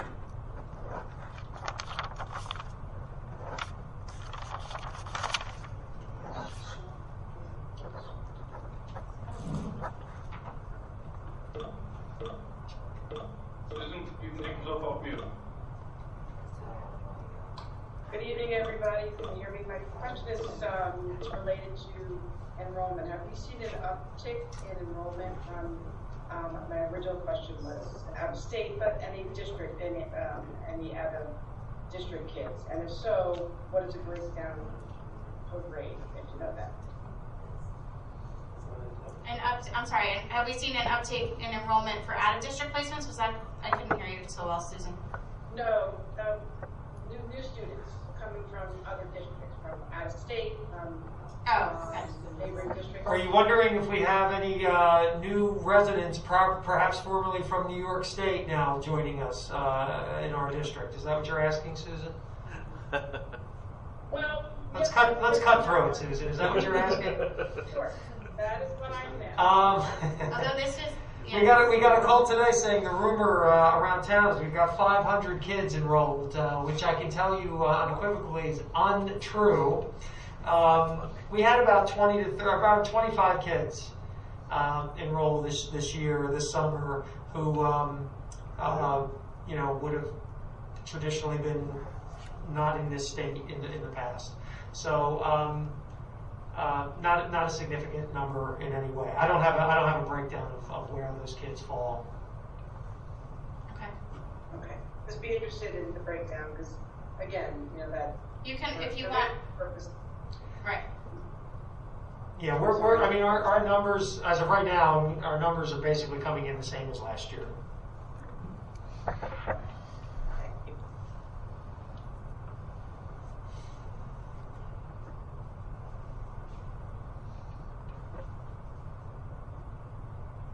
Okay, next up is Alex Hayes.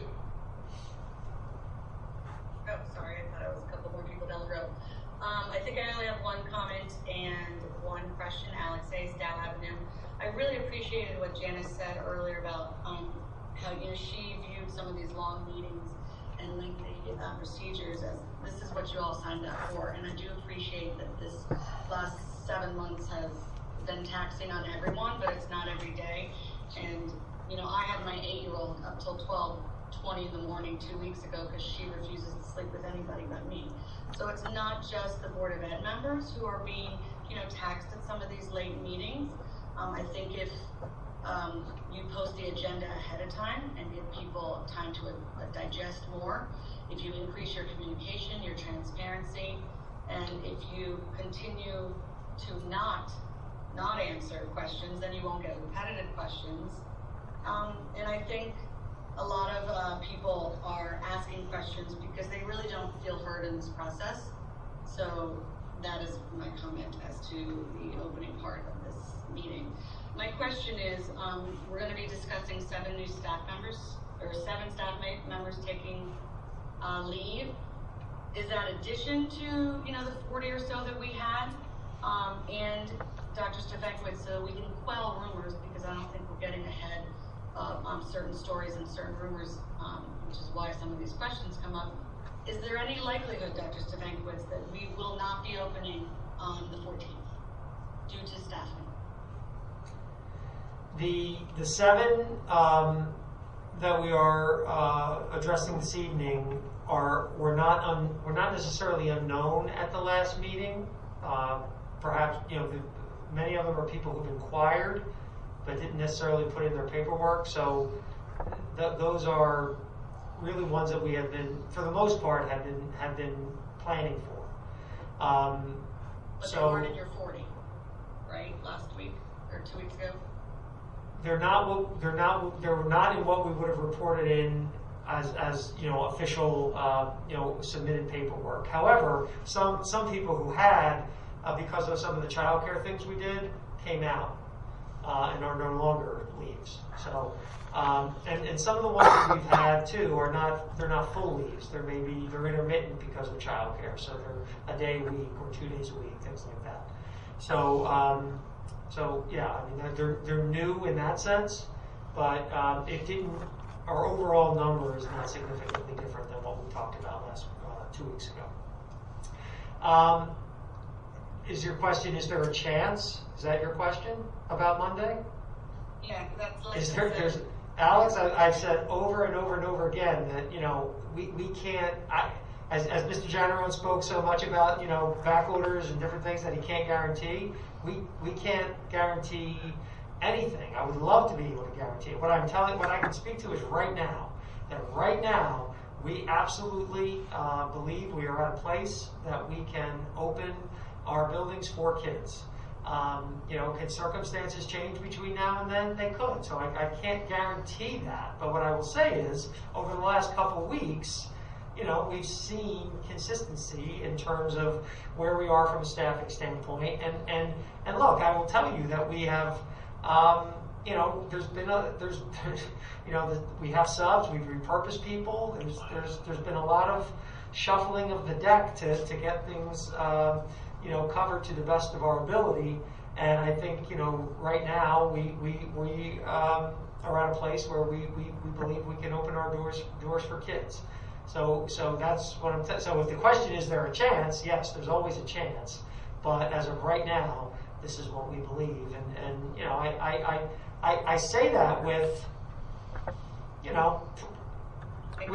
confidence. I'm not. I say it with confidence, but at the same time, I don't want to sit here and say that something couldn't change, because I just come to learn in these times that you really can't say that. But we anticipate. Alex, are you done? I want to ask something, some clarification. I have other questions, but I'd like to defer if other people want to ask them. You can come back to me too. And just on this, I mean, the equipment's all in, right? Now that we have Right. our PPE, our equipment, our cleaning supplies, et cetera, it's all in. I think you have sub or staff movement covered for all of It would really be if there were unanticipated, significant additional staffing requests that we don't have at this time, but they would have to come in the next couple of days.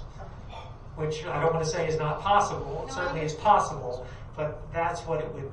That's where we are. It's for all the parents and teachers and everyone who might have just gotten some butterflies in their stomach based on that answer of a little bit of equivocating, which I understand Yes. you need to do. Yes, I'm certainly not looking to paint a negative picture in any way. Like I said, we are planning out to and we believe prepared to open our doors for kids. I just, what I also don't want to be is, you said we were definitely opening, right? And talking to people saying, I just always say there's always, at this moment, right now, but that's what it would take. It would take, you're correct, the supplies have arrived.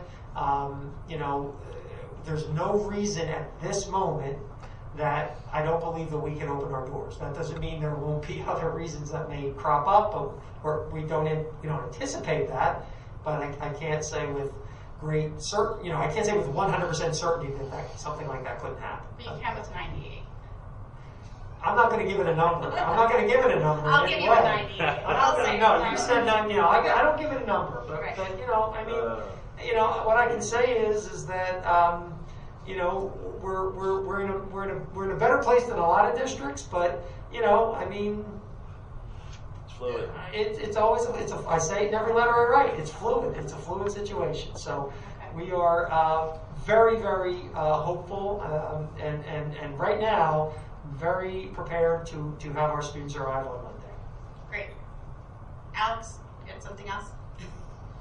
I had one related question. Since the two contract companies for subs is on the agenda, and this kind of speaks sometimes to where rumors start, are we contracting out because we cannot have enough subs? And I'm assuming you will get into that when we. Well, what I can say is that we have our sub pool is definitely at a place where it does not give us a lot of leeway. So by contracting with other groups, it one, it gives us people that we do need, and two, gives us having the people who are on leaves covered is one thing. There are going to be daily needs. People are going to get ill. People are going to call out sick, as they do all the time. So having extra subs working with us and working with these contracted companies to supply subs will help us in a variety of different areas. So the people who we would normally use as daily subs, they're not there. They're covered. There are longer term people. So when you rob from Peter, you gotta pay Paul. So when you rob Peter to pay Paul, you gotta make sure Peter's still got his stuff here. So we gotta do what we can. That was a terrible analogy. That was, I pride myself on analogy, and that was a terrible one. So I would like that stricken from the record. No, it's on there. It's struck. I heard it. Thank you. Yes. Do we have enough subs Do we have enough subs to cover those leaves though? I think it was To cover the leaves? Yeah, well, between subs and repurposed folks internally, yes. There still may be one or two that we're working to secure, but we feel confident that we'll be able to do that by week's end. And I don't mean to be it literally changes every day. It's a little bit morning to afternoon, it changes a little bit. So, but we do feel very confident in terms of the leaves. But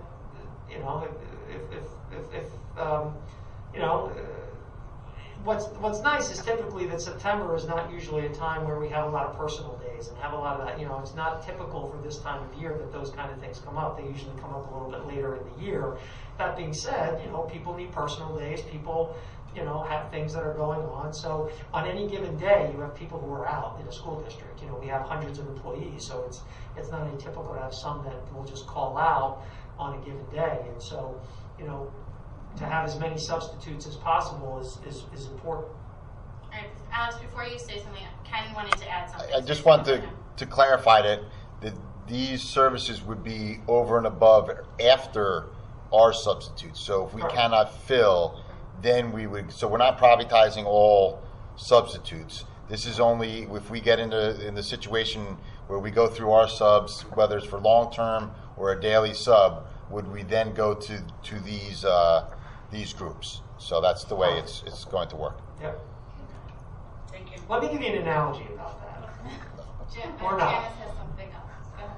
Do we think since there's such competition for subs going on right now, I know we just increased our rate a few months ago, do we think that it would be beneficial to the district if we had a temporary additional increase in our daily sub rate to make ourselves more competitive, perhaps while we weather this current situation, however long that might be?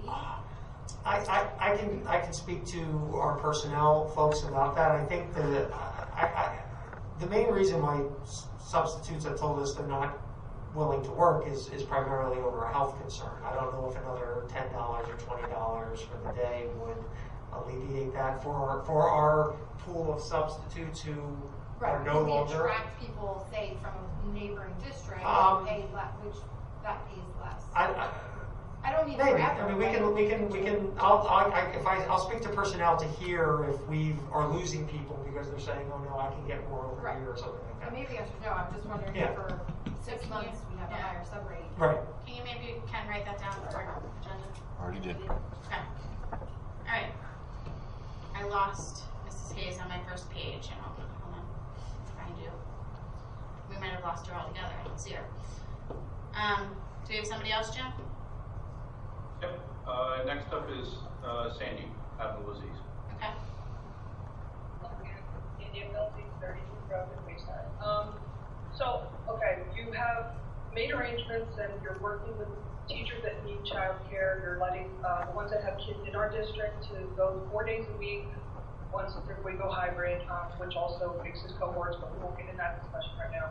And then you're also making arrangements for teachers that have kids out of district that maybe their school is remote to come in and sit in a classroom in our room and have them supervised so they can do their work, which frees our teacher up to work all day. I think that's fantastic that you're working with the teachers to do that. My issue comes with the teachers that are forced basically to take leave when they have a health issue. I know I brought this up last time and probably the time before. They're forced to take leave when they have a health issue and or they have younger child care issues, younger than school age. And we're not making any accommodations for them at all except telling them that they have to take leave. And I think that that's not right. I think that, there's other districts, and I think with Delaware Valley Regional, and I know Monmouth Regional is offering teachers the option of working remote and having a co-teacher or somebody, a substitute in the room, and the teachers actually teaching remotely with kids sitting in the classroom. There is ways to get around it. We could have sections of the cafeteria set up with different classrooms of all kids who have earbuds and are on remote with their teacher and have one person watching the whole room with kids. I mean, there is ways around this. And I just think that it's horrible that we are sacrificing our children's education by having them have subs after subs after subs who probably, I have all honors and AP kids, and I I would not want somebody just Joe Blow off the street walking in to teach my AP physics class or my AP chem class. These people are trained, they know what they're doing. Algebra is a hard subject to teach. I know, I tutor it. Pre-calc is hard to teach. A lot of the maths, Englishes, they're hard to teach. How are you going to get somebody off the street to come in, just any random stuff, even for long term, and give our kids the quality education that our teachers can give that are being forced to take this lead? Okay, I'm going to first say, we'll answer this, but this isn't an agenda item, Sandy. This is something that should be asked in the second public comment session. But well, technically it is, because it's about the substitutes. I mean, what is the quality of these substitutes that we keep talking about? Okay, education. Okay. Okay, go ahead. I appreciate your comment. I know that it's been discussed. I don't know if Jim wants to add to this. Personally, I feel like we have absolutely gone above and beyond to provide accommodations for our staff. We do more than what the law allows.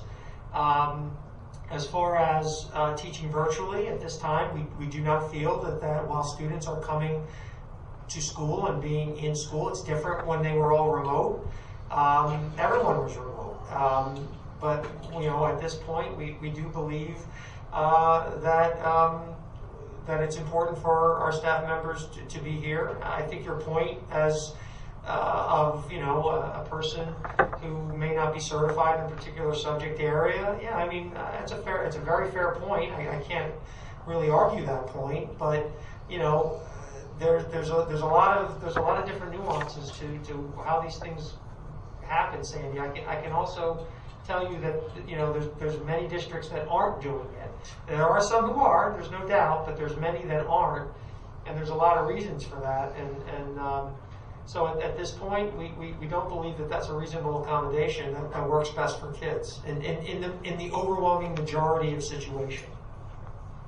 Well, okay, then in my opinion, that's just becoming, if a teacher's not, or substitute's not qualified to teach the class, then they are basically becoming a child caregiver, and they're not really giving the kids the attention that they need, and other than regurgitating whatever the teachers left for them, but that's just my opinion. Thank you, Sandy. Mr. Dietrich? Okay, I've got one more. She's having problems with her mic. It's Nicole Armbrust, 429 Redmond Avenue in Oakhurst.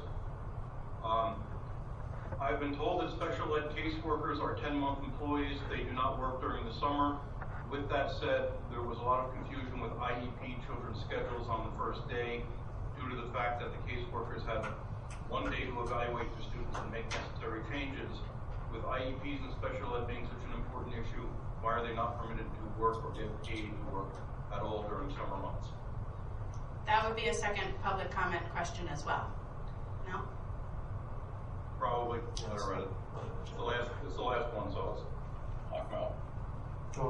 Yeah, go ahead. Many of our case managers and child study team members do work in the summer. They're not required to do so. Many of them do.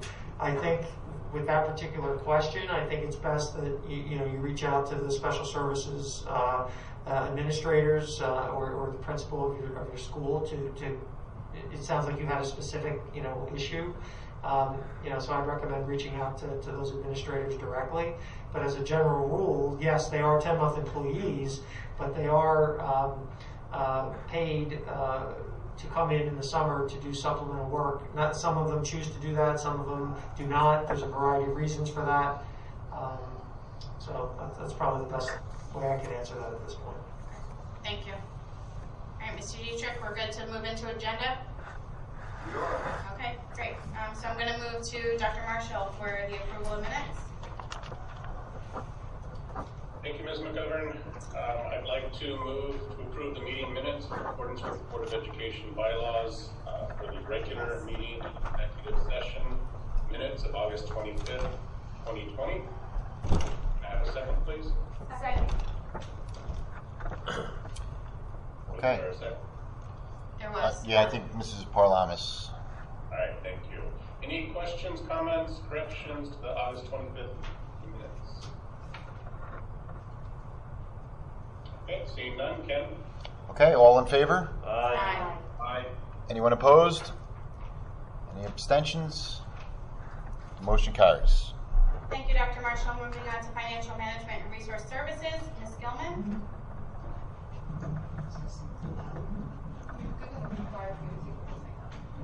Thank you. That's good, Jen. Thank you, Ms. McGovern. There are 2 items on the Financial Management and Resource Services action items for us to address. The first is move to approve ESS to provide substitute teachers for the school district for the 2020-2021 school year. Cost per service will be in accordance with the attached rates as listed below.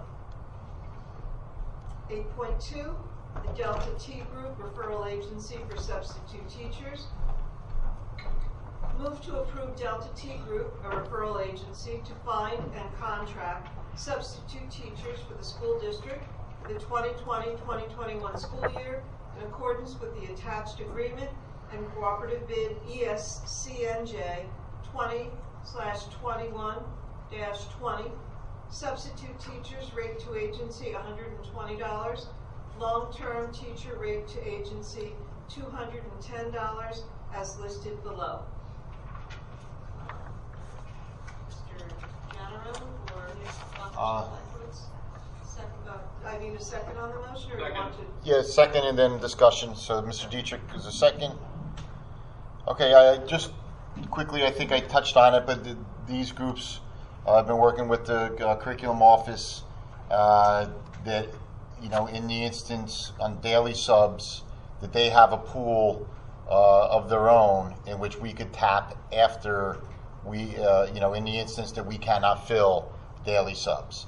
Also, we've done multiple postings for some of the long-term leave replacements, and I think where we have not been successful, they would also be charged to try to find a long-term sub with those certifications to supplement, you know, what we are doing. So that's the reasoning behind it. I don't know if Dr. Svankos wants to add anything, but. No, I mean, that's really, you know, what it is. It gives us just to increase our pool of possible folks. Right now, after our pool is exhausted, then we would go through. Now, they do, and some of these companies do have full pools at other districts where they do their, you know, we do our own daily subs, but at other districts, they do everything for that district. So, I don't want to say that we could maybe steal some of those subs, but they may have a larger pool because they work with multiple districts where we're just Ocean Township. So that's so this would be for needs that we can't satisfy on our own. Okay, if it's okay with, I just have one question about the subs. I know Ms. White brings up often, and we've talked about it often, the sub, you know, booklet that is given.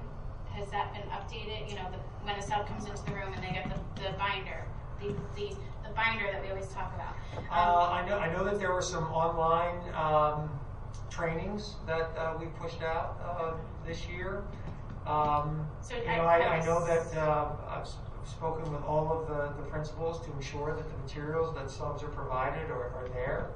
So, you know, I don't know that it's in a binder, but well, no, I mean, each school has a binder that the subs take when they go to classrooms. Is what we've been told in the past.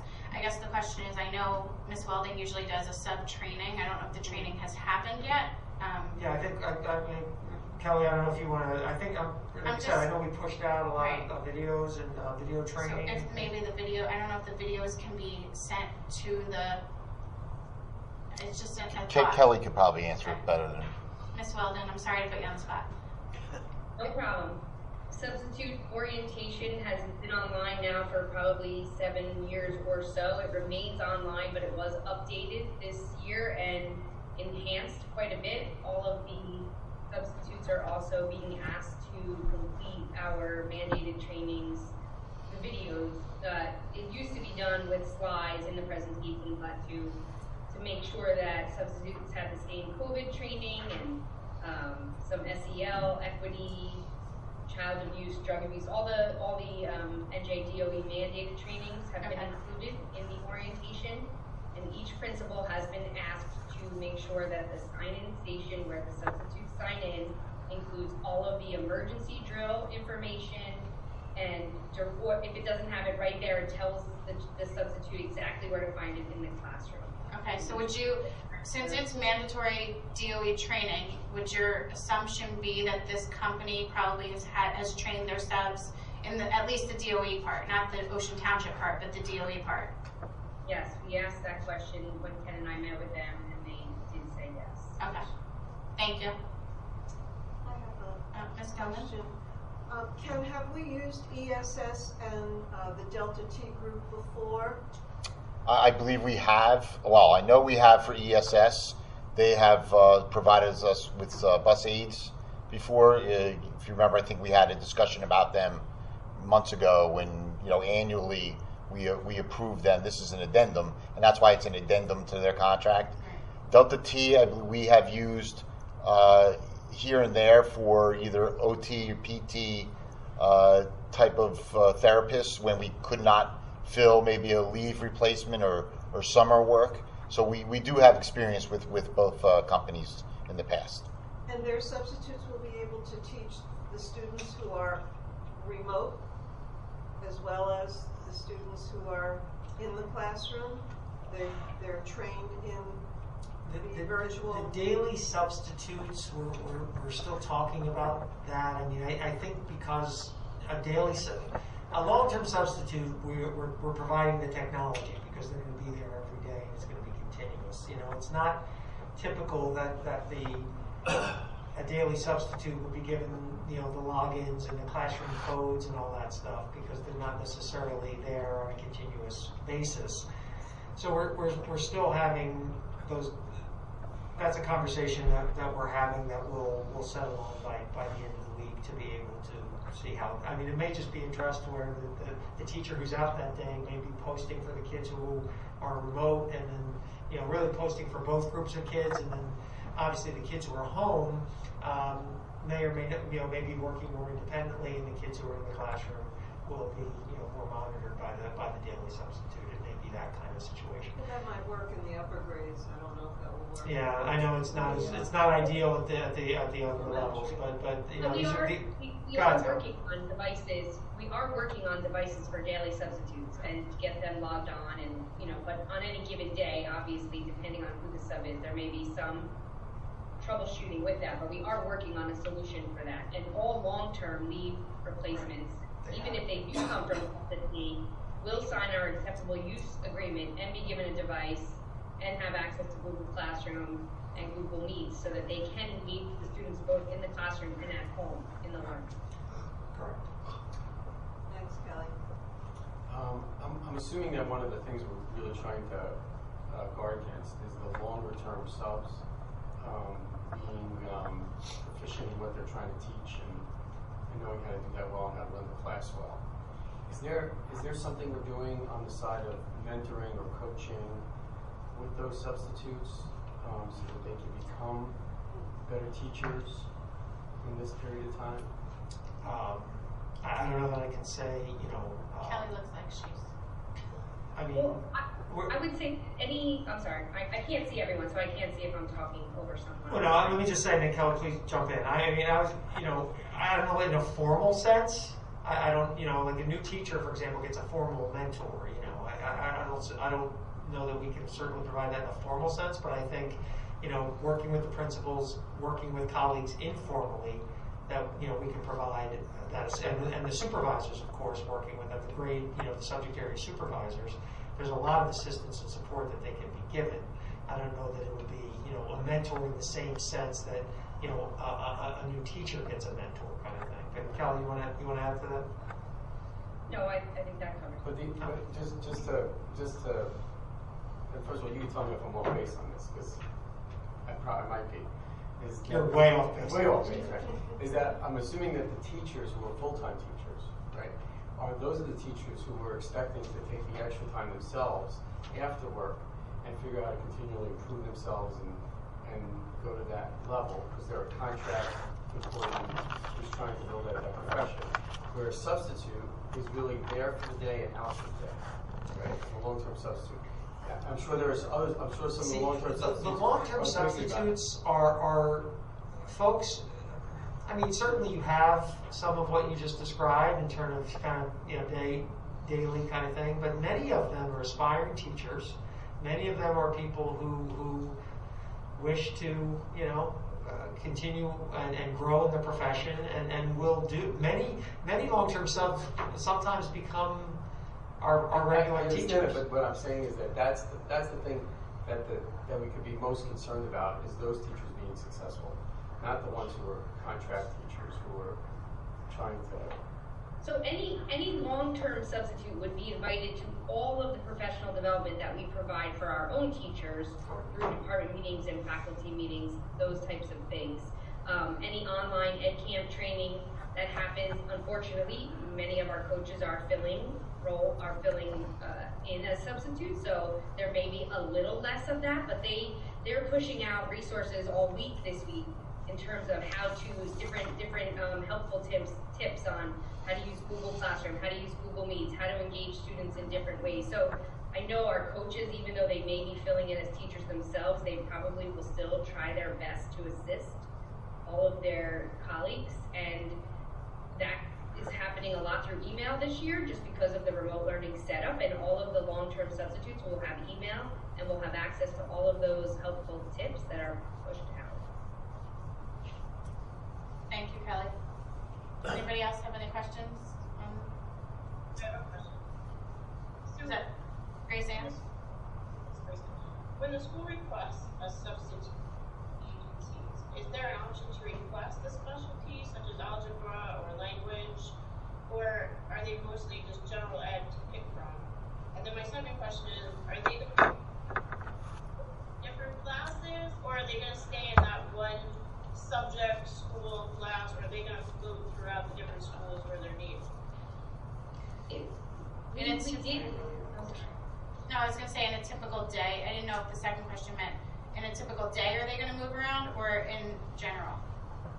I didn't really hear the question. Kelly, okay. Like if we have them for, I don't know, a month, would they still be in that one class with the same students, or would they be, floated to maybe different classrooms, different schools, have different? Go ahead, Kelly. We're actively seeking both. We're actively seeking, long-term certified teachers to fill some of our leave replacements, and also long-term daily subs who would be available at a certain school every single day to fill different positions every day. And a lot of times it is the preference of the substitute. Some substitutes will accept a daily job, but they will not accept a long-term leave replacement, and vice versa. And some of that goes to what Jim was just speaking about. Somebody who wants to be a teacher, a lot of times wants to fill a long-term leave replacement and show a district how good they can be and really get their foot in the door and impress a principal, so in hopes of being hired in the future for a full-time position. And then other people are very content coming to work every day, but really just sort of filling in where needed. And in some cases too, Grace Ann, some people are very grade level specific in their needs. So some of our substitutes say, I'm very happy to work at the secondary level, but don't want to work at the elementary level. Some say, I'm very happy to work at the elementary level, don't want to work at the secondary level. So, we deal with some of that too.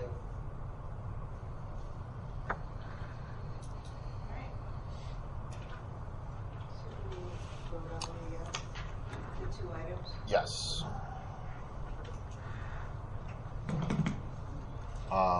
I'm sorry, who was the second? Jim was. Jim, No, thank Denise you. was, Or Jim was. Mr. Dietrich, you were the second? Okay. Yeah. Okay, we're discussions, okay? Mr. Dietrich, this is the two items, 1 and 2. Mrs. Fuller? Yeah. Yes. Mrs. Gilman? Yes. Mr. Haddon? Yes. Dr. Marshall? Yes. Mr. Parlamas? Yes. Mrs. Tallarico? Yes. Mr. Weinstein? Yes. And Ms. McGovern? Yes. Okay, the motion is carried. Thank you, Mrs. Gilman. Moving on to instruction, education, and student activities, Dr. Marshall. Thank you, Ms. McGovern. I have 4 motions for consideration this evening. Item number 1, I move to approve curriculum for the 2020-2021 school year in accordance with the attached memo, the attached documents, and the memo dated August 31st, 2020. These are for the AP curriculum for the art and design 2D and 3D courses. Item number 2, I move to approve the attached memo dated September 3rd regarding staff professional development activities. Item number 3, I move to approve a student from Georgian Court University to fulfill her early field practice hours in accordance with the attached memo dated September 3rd, 2020. And item 4, I move to approve out-of-district private tuition for the 2020-2021 school year in accordance with the attached memo dated September 8th, 2020. And I have a second, please, on items 1 through 4. I'll second. Thank you. Any comments, questions on any of these 4 items?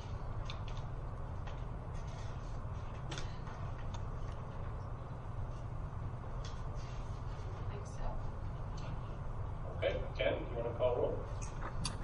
Okay, Mr. Dietrich, Yes. Mrs. Fuller, Yes. Mrs. Gilman, Yes. Mr. Haddon, Yes.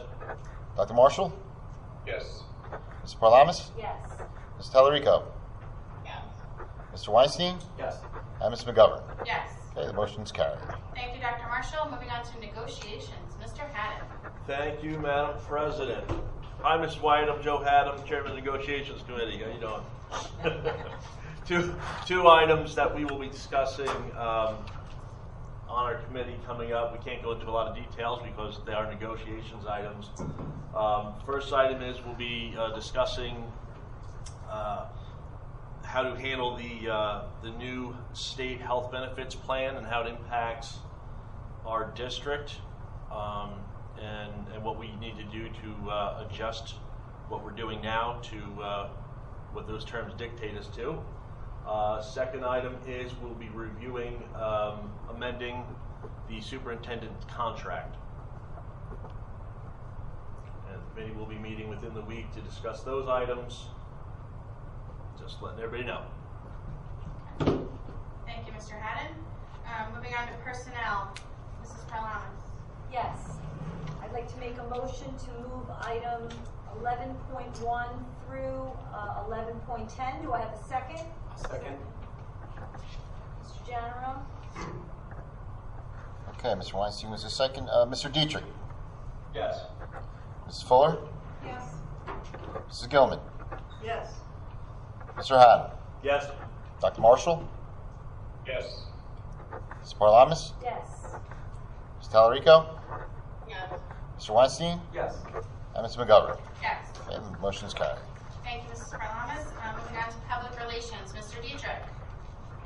Thank you, Madam President. I have one item. Board of Education Administration, Sodexo, the district food service provider, will give an update on federal changes to the lunch and breakfast programs for the upcoming school year. Thank you. Particularly about, it looks like they've extended lunch through the rest of the year. You want to do it? You want me to? I'll start. Okay. So yes, the Department of Agriculture, U.S. Department of Agriculture has extended the free lunch program for all students really through the remainder of the calendar year. So we discussed this in our task force meeting last week because that does create a little bit of a difference in how we were going to distribute food, because up till this point we had thought that this would really only be food distribution for students receiving free lunch, free reduced lunch. Now that all students are able to avail themselves of this, we've rethought how we should be delivering food. And so, as I said, discussed at the task force meeting. So you see, thank you, James, for putting up the flyer. You see what we would like to be able to do. So a student who comes into school on Mondays and Tuesdays can go to the cafeteria and get lunch. We were going to be giving students grab-and-go boxes as they left that would cover Wednesday, Thursday, and Friday. The thought now is we're no longer going to do that. That on Wednesdays we would be having food distribution and pickup at all of our schools and the 3 off-site locations that we have traditionally done from 12 to 3, which is after, it's a window that it covers all. Remember, Wednesdays are all remote days. They're early dismissal days for all students every Wednesday, as long as we're remote on those days. And so between 12 and 3, that covers when the high school's out. Like, we don't want kids leaving their instruction to go pick up their lunch. So it's after the high school gets out, and then it's well after the elementary schools get out. So the window is wide. That's why it's more in the afternoon.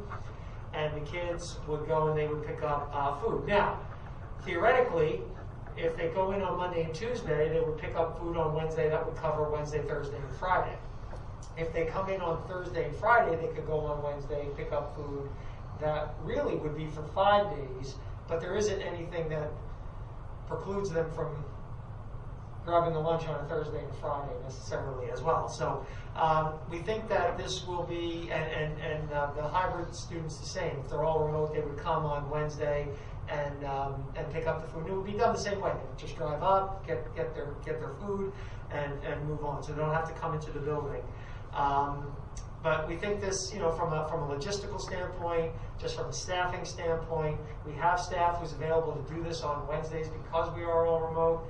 So we think that we'd like to shift to this, that this is the best way. Like I said, task force seemed to think this was a good idea.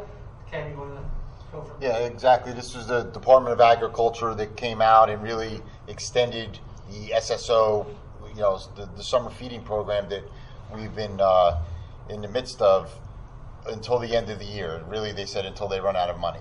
So what that does is it makes food available, both breakfast and lunch, for everyone, as Dr. Stefankiewicz says.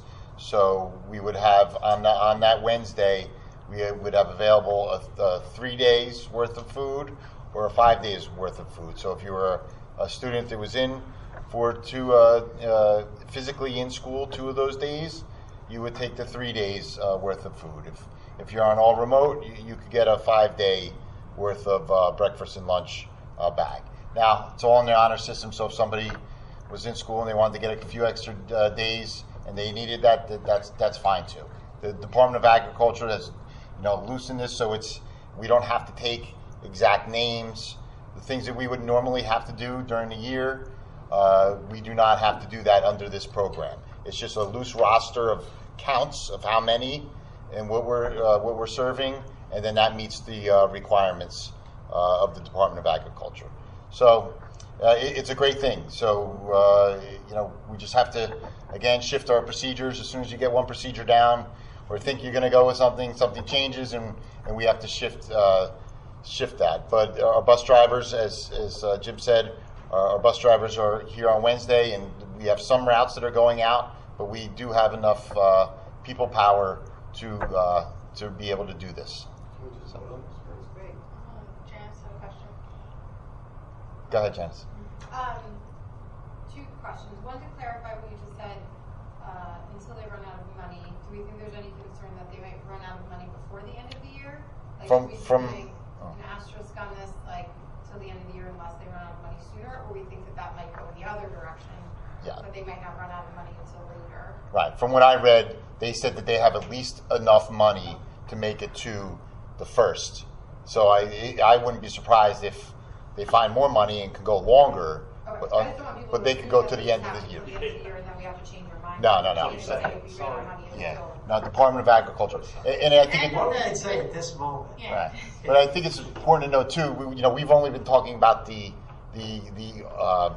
when you're not in school, but we're still rolling out the app, and that's one of the attachments. We're still doing the in-school menu. There'll be different menus. There's a menu for in school, so when the child is in school, there's one menu, and then the other menu for the out of school food distribution. They are a little different. I know Jackie's been working very hard, and Sodexo's been working very hard to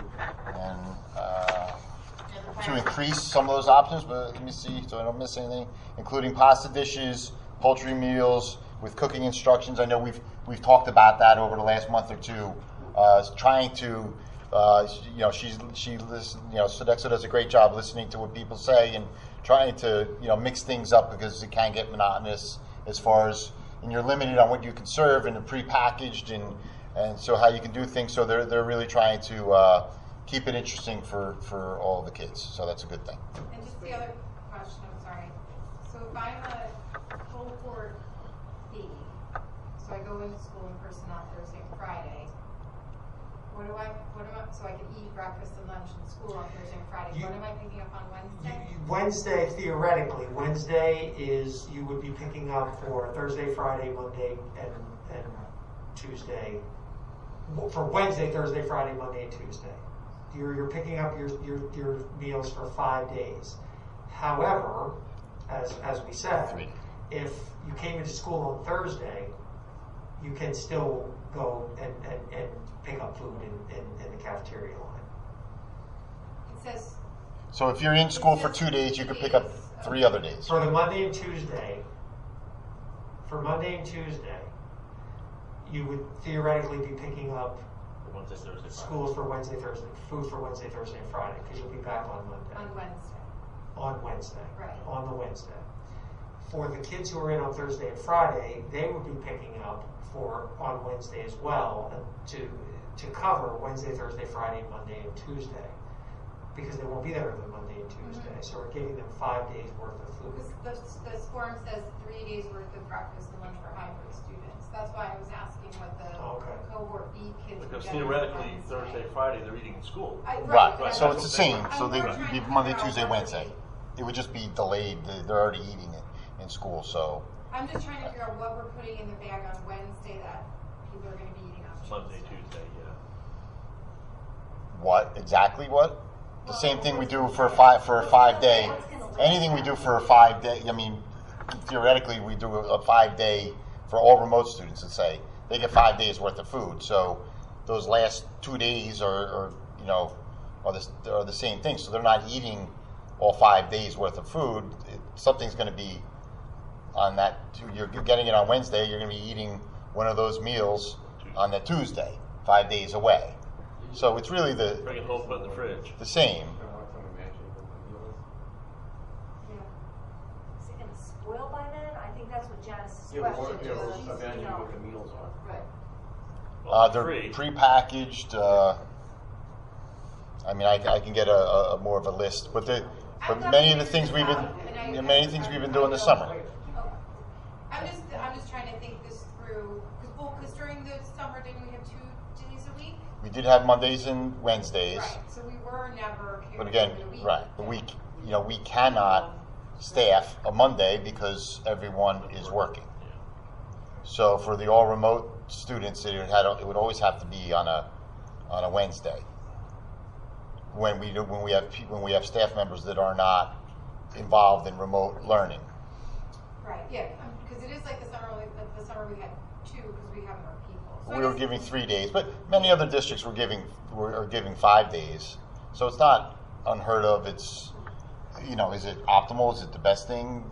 No, I think coming into the cafeteria would be the best. But some of it, we can always make adjustments if we need to.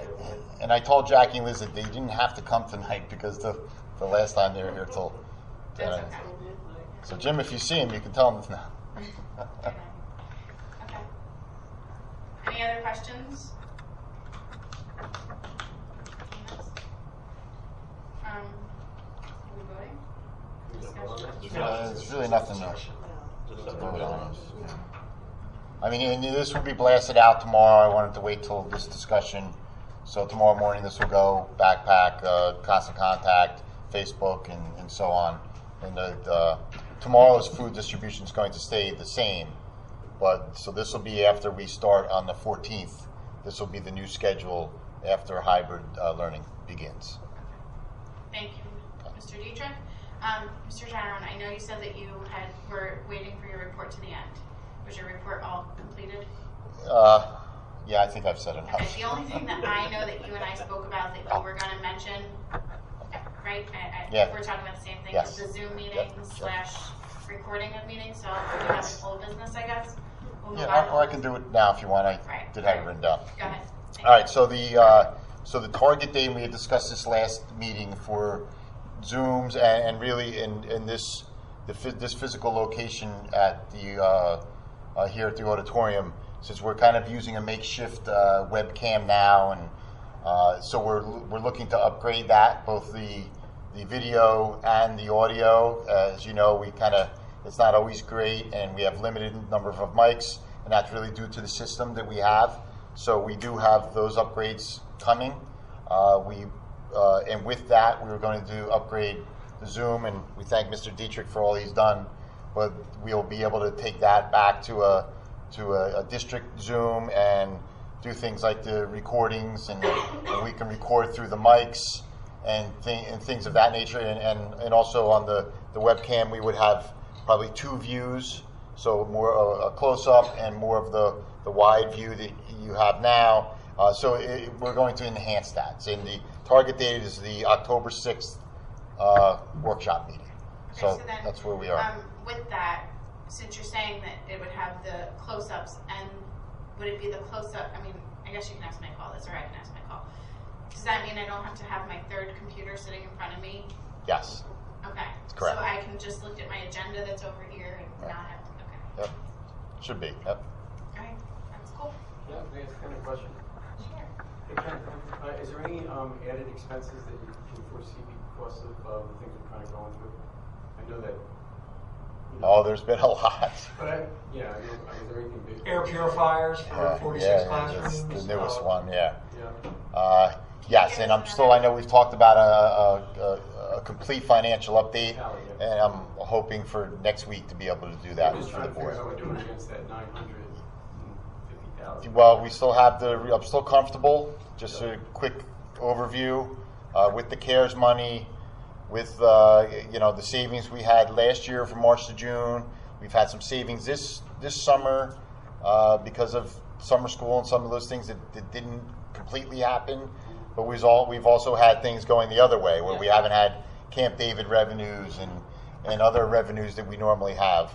So right now, with the governor's position of not cutting our state aid, I feel confident we're in a good place. I think we also talked about last week that we've held back a few things or delayed a few things that we had put in the budget, and really the solar panels were the big one that we had budgeted $500,000 for solar panels, which of course is, we get a return on that investment. So we have not gone forward with that yet, holding that just in case we are cut in state aid. So if we get to that, by the time the state and the legislature approves the final budget for this year, as you know, they extended their budget to September 30th. So it should be shortly that we'll know exactly where we are. Then we can continue going forward, see where we are. Another big thing we've talked about it here is really measuring a lot of the PPE, the inventory, what we're going to go through, because a lot of that is still unknown as far as, how much more we're going to have to order. And those are all things that we're going to be watching, starting Monday. On Wednesdays, that's every Wednesday we're taking detailed inventories to see where we are and try to project as to where we're going to be for the rest of the year. So that's the nature of this year. It's, added a little bit to it, but what can you do? So. I just have one other thing. Oh, go ahead. Well, no, if I may, I just want to once again thank Cedar Village and St. George Creek Church, and also the Lakewood Church. We all donated school supplies and backpacks to the kids. We gave out over 280 backpacks between all three of those organizations. So just wanted to, I know we thanked them before when we approved it, but just wanted to give you an update. Sorry, thank them again for their generosity. Thank you. I just have one other thing for old business. Jim, I know we've talked about it, and the most important thing that we've all been working on is reopening schools, and we're getting there. We're going to be there on Monday. We're there, but we're going to be within schools on Monday. Did I mention our trifolds arrived? Yeah. I just have a question on strategic planning. I know we had TES and special ed strategic planning that got put on hold. Are there any talks with Kathy Weinkauf or anybody to try and get dates put back on the calendar? Yeah, so I haven't spoken to Kathy yet, but now that we are open, she actually emailed me today, so I haven't talked to her yet, but I will speak with her, and that will be part of what I speak to her about, is getting that final meeting done, and so we can finish the process for both special education or special services department and both TES, and of course, also too, with Melissa Lepoznik as new principal in OTES, she's now had a few months to, get acclimated, to meet her staff and to meet her parent. Well, actually to meet the principal, they kind of got canceled a few times due to bad weather, but sort of met her parents through Zoom. And so I think we're at a good place now where we can get that up and running and finish that process out. Okay, great. That was all my old business. Does anyone else have any old business? No? Anybody out there? No? How about new business? Anybody have new business? I see you over there. Just seeing if Grace Ann, David, or Jim had anything. I don't know if Rosa Chair is on here right now, but this is the part of the meeting that used to be the Rob Chair part, and now it's Janice Fuller part, and I like it. But it's funny because this was always right. Whenever we got to new business, we would all just go, Rob. I appreciate your saying just over there. I did a few things. Some already got addressed on my little list. Given obviously the usage and the transportation of the Chromebooks back and forth, two things. One, do we have cases for the younger kids that are getting out to the elementary schools for them? I know we've talked about it, but I don't know if we got the answer. But also, do we have to think about perhaps altering our replacement schedule, because I think they're getting a lot more wear and tear than they typically do. And I know for a lot of them, a lot of us who are, have kids using them, we've kind of adjusted to, the track nets don't work and things like that, which, we're all kind of dealing with, right? You put in a mouse and it's fine, but I think we might need to think about that these are not, might not last as long as our schedule had predicted. I guess the real problem is that the older ones are passed down to the younger kids. Those are the older ones that, right, they get. Look, if your kid broke his already, just fess up. Dress up as a question for the board. Right? And isn't that the problem? That is the rotation schedule. But if there's an issue, we can fix it. No. It's fine. I'm not saying something has to be addressed right now. I'm just thinking that they're probably getting probably something to talk about in budget. Right? Yeah. They're getting used more, and there's a lot of backpack shoving that's going to be happening. Yeah, the wear and tear is definitely higher than it usually is when they don't take them home at the lower grade levels. Yeah. Rotation schedule. But also, what about the case? Are they getting cases, the younger ones? Maybe Kelly remembers. Yeah. Kelly's saying yes. I thought they were. Yes. What Kelly says. We're working on it. They're ordered, but they're not in yet. Okay. I think there were some were given out. We are working with the teachers to say, particularly the youngest grades, that if they bring it in on a Monday, can they just leave it there Monday and Tuesday, or and only bring it home when absolutely necessary. The bigger concern there is if we have sort of what happened last March, where Monday the kids go home and Tuesday for some reason I'm not back at school. So if that happened, we could do pickup like we've done in the past. So. Okay, just 2.5 other things. I've noticed that, we talked about it before, the elementary schools, I think all of them, maybe one of us don't have the digital signs in front of them, whereas the high school and the intermediate school do. And with the amount of constantly changing information that we're trying to get out to the communities, perhaps that would be something that we want to think about putting at Wayside and Dow and anyone else who doesn't have one, because I've noticed how much more up-to-date information they can post at the intermediate school and stuff and get out to the community at large, whereas the others are just the traditional, someone has to go out there with the letters. just a thought. And then Dr. Speakers, can you just talk about what the status of athletics are in terms of Sure. tryouts, things like that? Understanding. The high school practices start back up on Monday, September 14th, the seasons are scheduled to start as per NJSIAA. Tennis is first, I think it's the 28th of September, and then that weekend. We've been having a lot of conversation, and we're on track for that. We've been in hiatus for the last couple of weeks as per NJSIAA, so we are on track.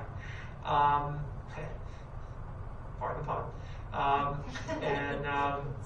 See, thank you. That was better than the other analogy. Thank you. Oh, I did. Thank you. We are on track to begin. We've been having a lot of conversations about spectators. And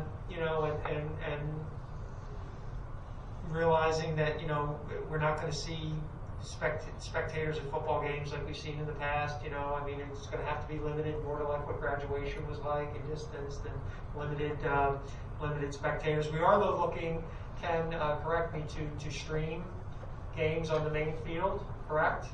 Yes. Yes. So, like we did graduation. Yep. It's like graduation. Have the ability for people to go onto the website and watch the football game, or which I will thoroughly enjoy from the work of my home. Or soccer games on the field. Have the Maya games out, Maya Terry Cup, Milan Terry Cup games on the field, and so. I don't think it's every sport on every field, but it's the main field. Right? The state in the stadium, stadium, right? In the smart stadium. The turf field. Yep, anything that's on that field. So, honestly, as far as middle school sports, as far as tryouts and things, I'm not sure. I apologize, I don't know. I can have an update for you next week on that. I have been discussing more at the high school level than middle school level. But as far as I know, we're on track for things. I just don't know what all those dates are off the top of my head. I know a little only because Kylie had gym class today. Oh, okay. And I heard her gym teacher was saying that 2 weeks is when, the 28th, I believe, is when tryouts at the middle school start for sports. I'm sure all that information will be sent out by the middle school folks. But I can have an update on that next week. You had 2.5. You only had 2. I'll be done. You'll be done? Okay. Any other new business, or Ron? Yeah. Any other new business from the board? Mr. Dietrich? Rhoda says that Rob is sleeping. That's old business, quite Good for Rob. He did that at meetings too. I know. Anybody else with any new business? No? Okay, we're going to move into public comment on any item at this time. So I'll defer to you, Mr. Dietrich. Yep. First up is Cindy White. Okay. Okay. Two quick things. Well, kind of three. Can you just clarify lunch pickup is tomorrow 9 to 12? Can you speak up, Cindy? I'm sorry, I can't. For some reason. That's okay. That's very unusual. Can you confirm that lunch pickup is tomorrow 9 to 12? No, it's the same 9 to 11. 9 to 11. The same as it has been. Yeah, 9 to 11. Okay. The new schedule doesn't start until until the students come into school. Right, so everybody's supposed to be virtual tomorrow from 9 to 12, well, from whatever their day is. So the elementary students are kind of on their own? Is that what I'm understanding? We haven't made any provision for that? They're supposed to be online, actively learning. Is there Yes, it's correct. That's we've. That's what it is tomorrow. Yeah, it's that's what typically we. the parent that comes. And Yeah. I come by themselves usually. So yeah, I mean that's accurate of what time that is right now. Okay. All right. Okay, so that was one. I hope that didn't count against me too. So piggyback to Mrs. Arthur's question, there was a lot of concern that IEPs were not available until September 1st online for parents to review. And then the answer that she had, while it may have pertained to her student in particular or students, as CPAG, I did field a lot of issues and I referred them back up the chain. However, now I have to ask the question.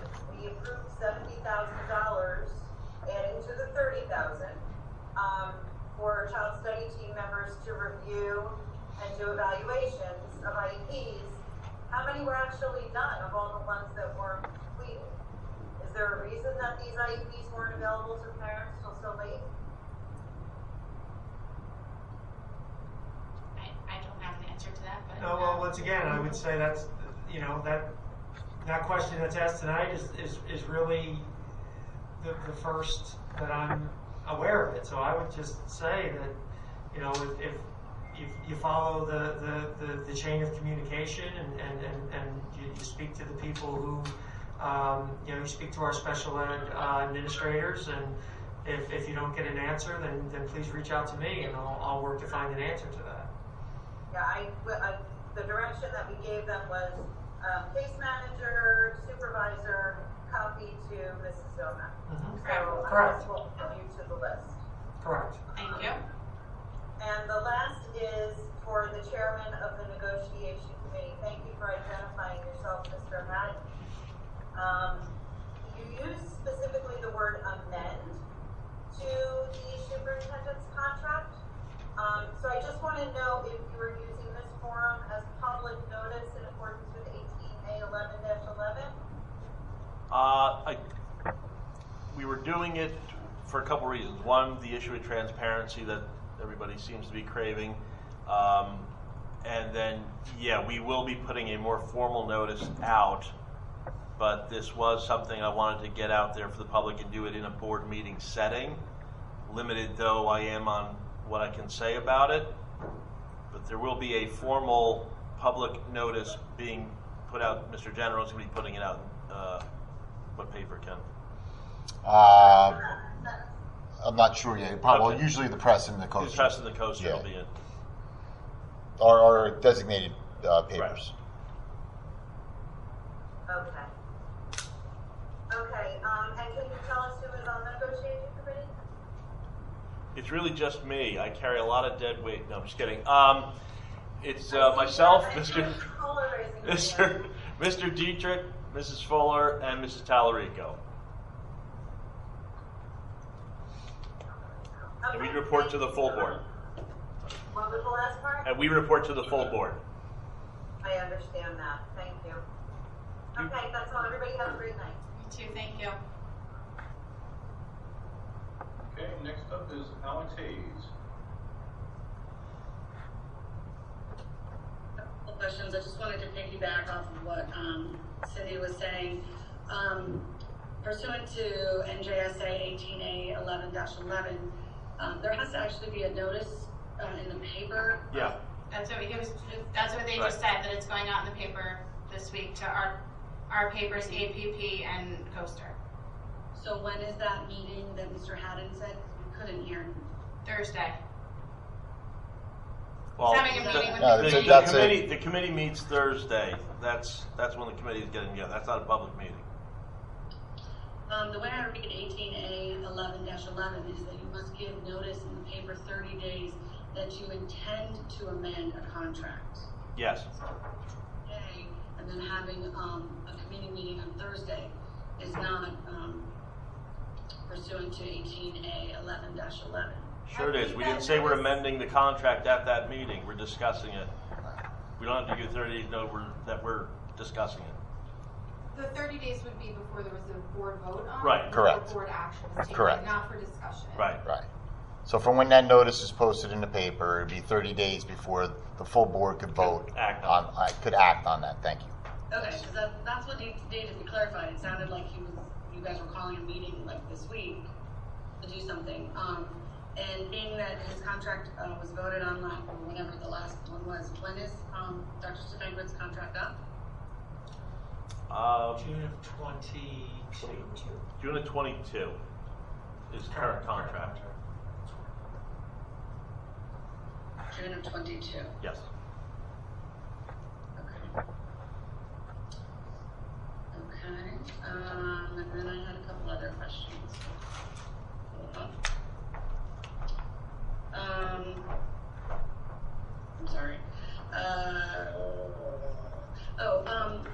Are teachers going to be allowed, the ones that have asked to take leave for medical reasons or for, childcare, that have been granted those requests, like Monmouth Regional and Long Branch is doing? They're giving special dispensation for these teachers with proof from like a doctor's note, or that their daycare has been closed or whatever. Are you guys going to be allowing teachers to teach from home? We talked, I think you dropped off the meeting when we discussed this earlier, Alex, but we did discuss this in the first public comment session, and at this time we will not be. Okay. Okay, I have a few more questions if somebody else wants to go. Mr. Dietrich?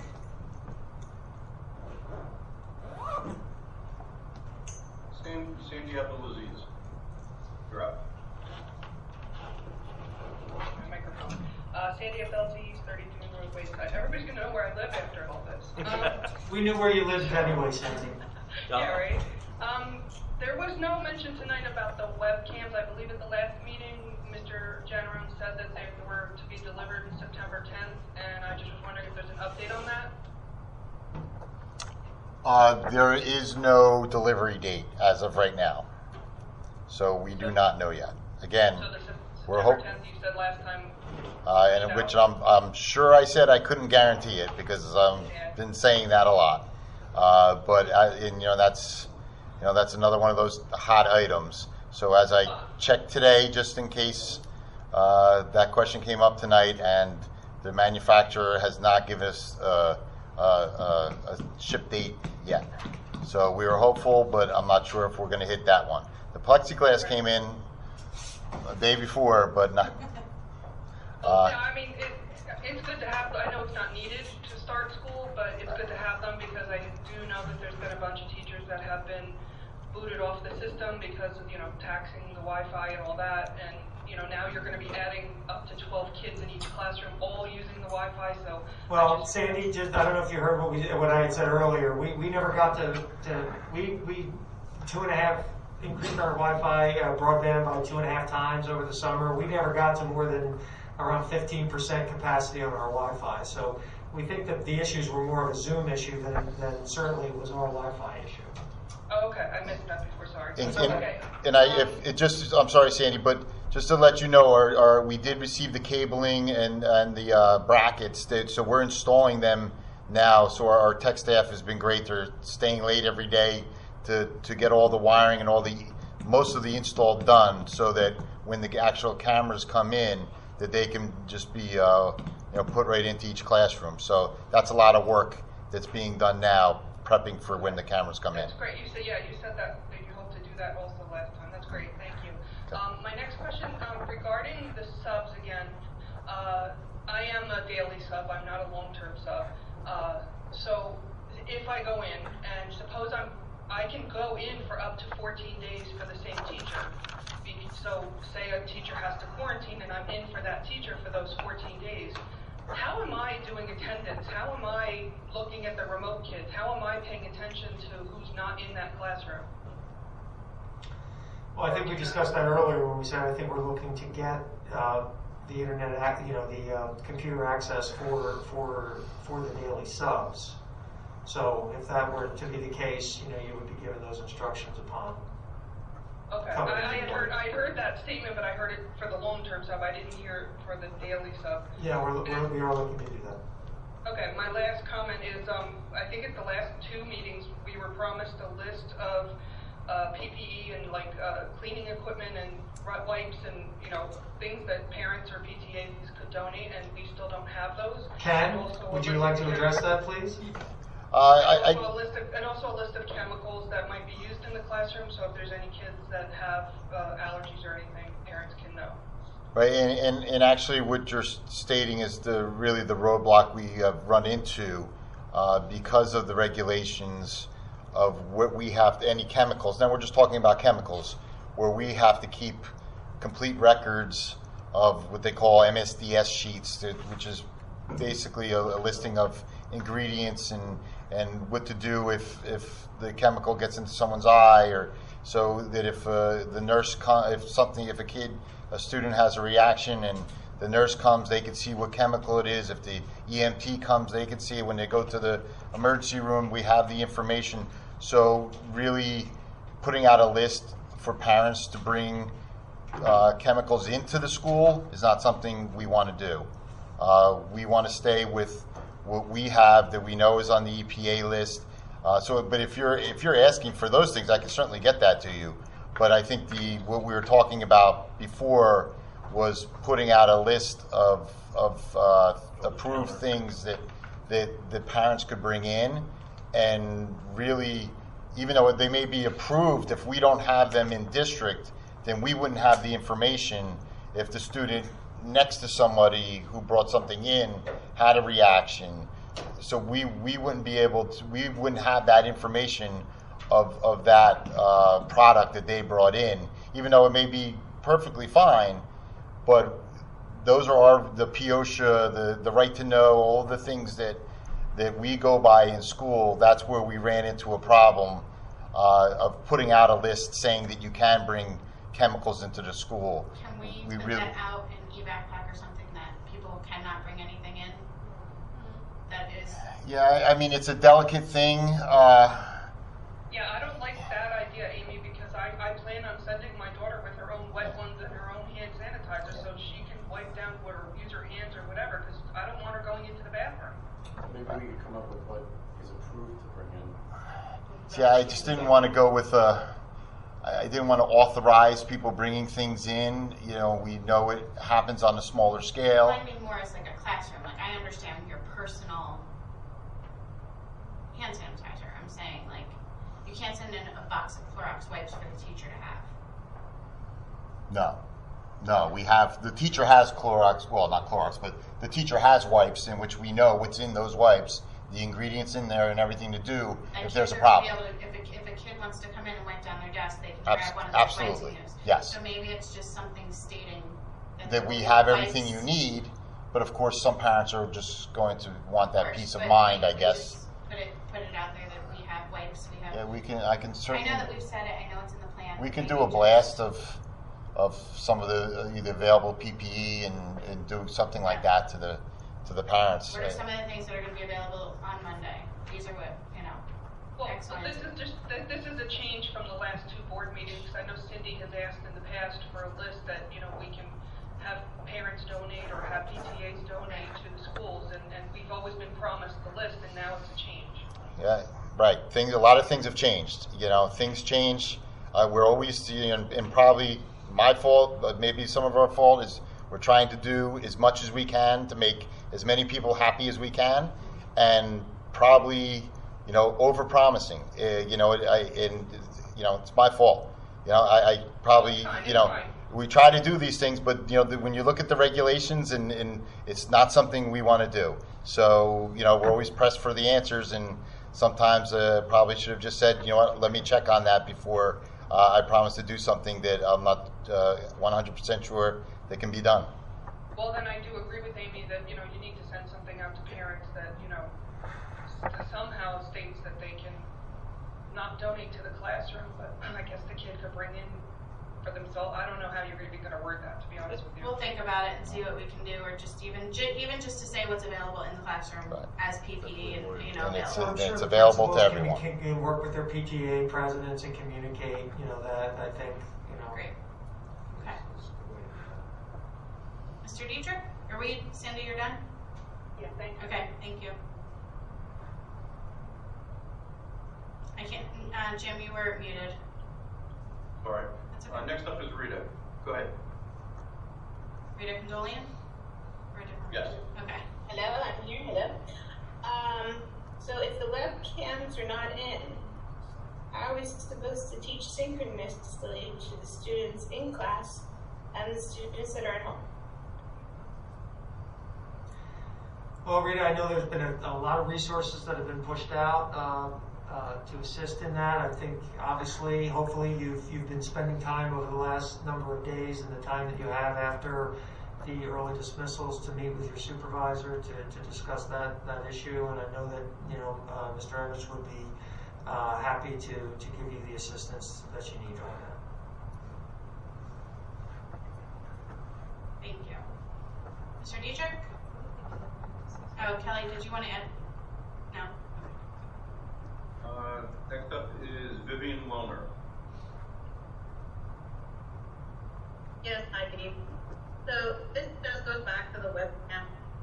I know there's been mention. First vendor canceled and second vendor. Could you just explain a little bit the difficulty of that webcam? You know, as I'm sitting, I'm listening to this, I open up, good old Amazon. There's tons of webcams, microphones, HD, 1080, high definition, wide angle, $30 free return, Prime will deliver by Thursday. What's the difficulty? Could you give us a little explanation? This definitely seems to be bothering many people. Sure. Click on quantity. Can you get 300, please? Yeah. And the quality of the camera too. We can get cheap ones. 1080 high definition. It's better than whatever the Chromebooks are. That's for sure. Yes, but you're talking about the audio, number one, that needs to be adequate to pick up the teacher, and the video that needs to be able to pick up not only the teacher but at the board and writing on the board. So we've and maybe Kelly can jump in, because I know we've tested several models. So they're not the models that are adequate to do what we want them to do. We could get cheap ones, but they would not work for the teachers. So that is not something that we wanted to do. So the ones that we've tested are the ones that would work to what we're doing. And so those are not easy to find. No, they're not. Okay, but maybe at this point we consider the compromise section. I mean, there's plenty of them. Yes, they try to put 30 in the cart without a problem. There's at least 30 vendors out here. Again, I'm just scrolling as I'm hearing this conversation, but I think this has lots of features, and at least it's better than nothing. And like many people have concerns with children at home, this webcam is really essential. Not everyone's going to be foolish. I will then just jump in and clarify and add to the response to Ms. Condolian's question. Our teachers the last 3 days have been extremely animated and engaging in their lessons. You walk down the hallways and you see teachers, full body gestures, pointing to things in their room, acting out or really demonstrating well what they are trying to teach to their students. And it's just been incredible to see. I mean, my hat is off to them and all of the work that they have done. And this has been in all 5 schools. So it's really been a great effort by our staff. And if we don't have the webcams when the students come back, the teachers are going to be able to do, I know it won't be perfect, but they'll be able to do a similar thing where they will use video conferencing like this, a Zoom meeting, or a Google Meet to engage the students at home while they are also very animated in front of the students that are sitting in the classroom. And we thought it was very important to wait for a quality webcam rather than put a device in every single classroom that does not pick up the sound, that does not, portray the video well. If it's pixelated or in or out, we did not want to upset. We did not want to have something that was. We thought it would be more upsetting and more frustrating if the device that we put in place was subpar. So we felt after testing out 2 or 3 different webcams that were not good and that did not pick up audio this summer when there was only 3 adults in the room testing it out, we worried that if you put 12 students in a classroom, it only gets worse from there. So we really did think it was most important to wait for a quality product and to help teachers with some alternative approaches until those webcams are in. Thank you, Kelly. But currently, when the teachers are teaching, there aren't any students in the class, so the dynamic is a little different. My concern would be when there are students in the classroom, they're going to need, like you said, a better quality camera than what they're currently using when they're just really up close and quality microphone. So this becomes a problem when you have to choose less quality but available versus a date that you don't even have set to September 10th, we're approaching that in 2 days. So I guess that's something that should probably discuss. Thank you, Ms. Wellner. I have another question. Okay. Regarding the wipes that you mentioned, and I'm expecting the children to use the wipes and wipe down tables. Is this what I'm understanding? No, what I was saying was that they would be available if students needed them, but they're not expected to. Depends on the level. I mean, we've talked about the fact that part of what will become classroom procedures is the students engaging and helping with cleaning up their spaces and working to assist in that, as they do all the time in a variety of classes, in our class and in other classes, that clean up, and that's part of what happens in a classroom. So we certainly think that students can engage in basic cleanup of their space. Right. So I agree with you, but the issue becomes handling the wipes. The wipes have many chemicals that should never be handled without wearing proper gloves and some safety. And we do have gloves available for students in the classroom. Okay. Okay. Thank you. Thank you. Yep. Mr. Dietrich? That's it. That's it. Okay. Mrs. Hayes is waving her hand. She didn't text me, sorry. She did say off in her defense. She All did right, say fine, earlier go she ahead, had. Yes, like I did say, I had more. And Technically, you didn't text me, that's all right. I have my daughter Jordan here, and we saw our principal, so even though it's past our bedtime at 10 o'clock, we'd like to say hi to Ms. Leprosnik, right? Hi. She's my night owl. Just two quick questions. I didn't get to say earlier that at least for my kids' teachers, I think they did do a wonderful job. I was very happy the last 3 days, so I just wanted to reiterate that. I know I've been fairly critical at times of certain procedures, but I think the teachers just kind of knocked it out of the park for them. Yeah, thought they did a great job, and there were a couple of technical glitches, but good job. Just a question, some districts are using UV lights after school is done to kind of stay on all night long, and that kind of acts as a disinfecting or whatever, antimicrobial. Have we looked into that? Yes, we have, and we had that discussion with the task force with our architect and the engineer, the mechanical engineer who was on the call earlier. They probably could have answered this question a lot better, but we have looked into it, and I guess whether it's effective or not is still in question, the technology. And I'm sure you're good at researching things. You could probably find things on both sides as to whether it's effective or not.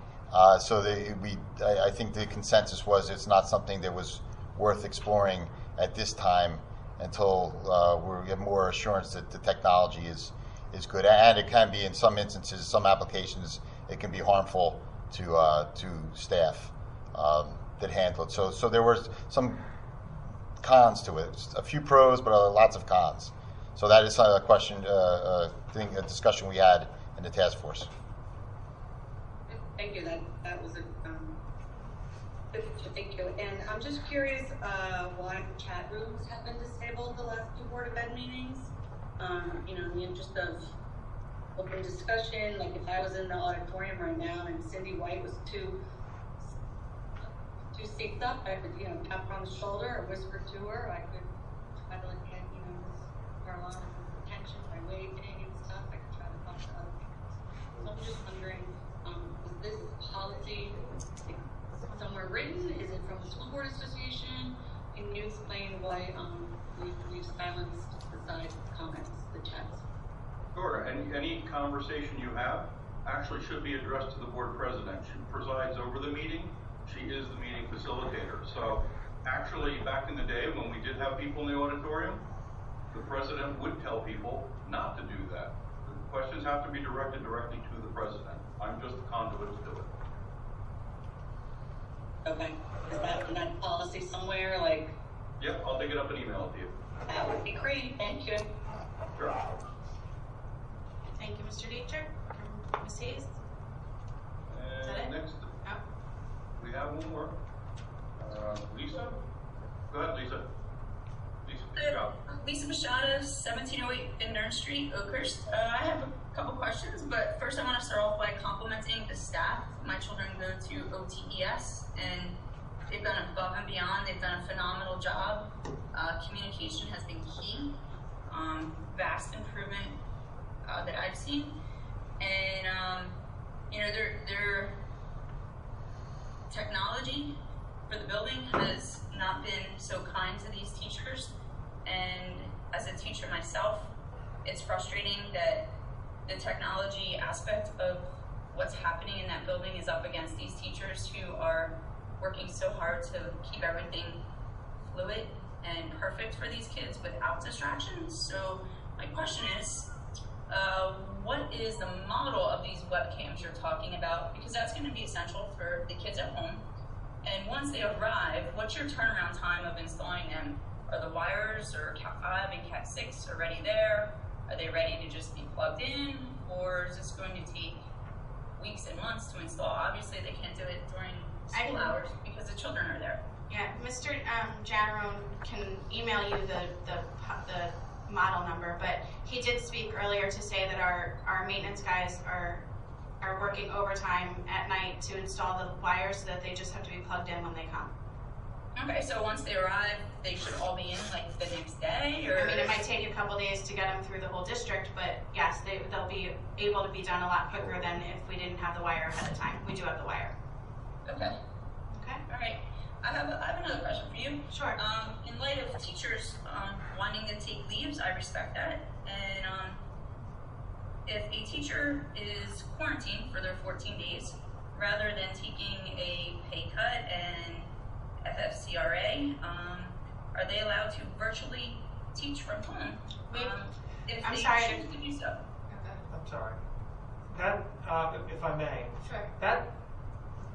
That's a little bit of a different situation that we're been talking about internally. That if a person is not ill but is forced to quarantine, a true quarantine because they've been possibly exposed or something like that, there may be a situation where that may be considered. But that it's a little bit of a different situation. They've formally taken a leave.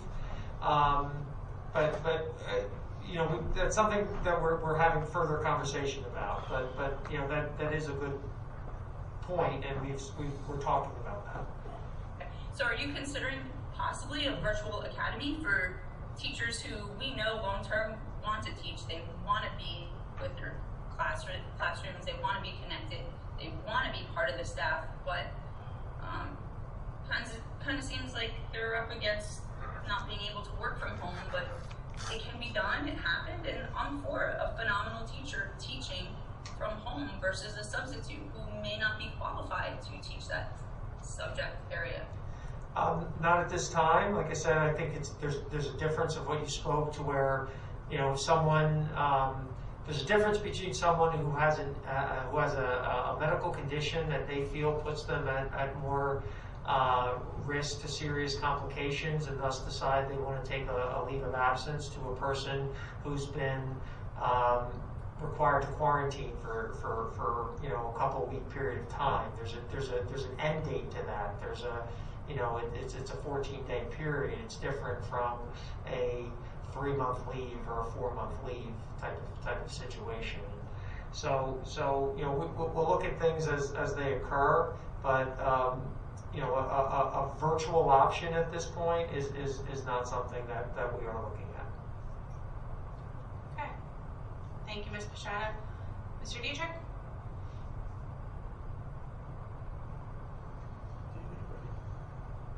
Okay, one more. Michelle McKeon. You can go ahead. Hi, Michelle McKeon, Asbury Avenue and Wayside. I was just calling, and I'm sorry if I missed this somewhere. I'm wondering if there's any specific plan. Generally, at the beginning of the year, there's forms, there's paperwork that gets mailed home, and then there's a lot of paperwork that gets sent home with the students, especially for the all virtual kids. Is that going to be in the mail, or is that going to be something that's in a Google Classroom? Because there's also an issue with printing from the Google Classrooms. So if that's the case, if it could be emailed to the parents instead? We are this year looking to really go as paperless as in terms of mailing. We've been really trying to cut down on mailing. So a lot of documents will either be pushed out through PowerSchool. Most of the things will be pushed out through email or be given to the students directly. As far as the all remote kids, Ms. Weldon, can you address that? Yeah, I think you might. So everyone should be getting an email, if not tomorrow, the next day, through Web Backpack, which will have the link to the PowerSchool parent portal. Right now, the main offices of each school are working to make sure that every single family is logged on to the parent portal account. They're reaching out to anyone who is currently not signed up for the parent portal account. So when you get that email, it will take you right to the parent portal where you will see all the forms that you would ordinarily print or fill out on paper and return with your child. You'll be able to complete that right online, and all of the information that you normally would receive that's really just for your information will be sent through Web Backpack, and then the principals will of course tweet it and use their other means of communication to get it to you. Thank you. You're welcome. Mr. Dietrich, you ran away. I did indeed. The dog was going. That's all I've got. Okay. May I have a motion to adjourn? Motion. May I have a second? Second. All right. If I had a gavel, but I don't, we're adjourned. Thank you. Bye all. That was a productive meeting. Thank you, everyone. Yes. The meeting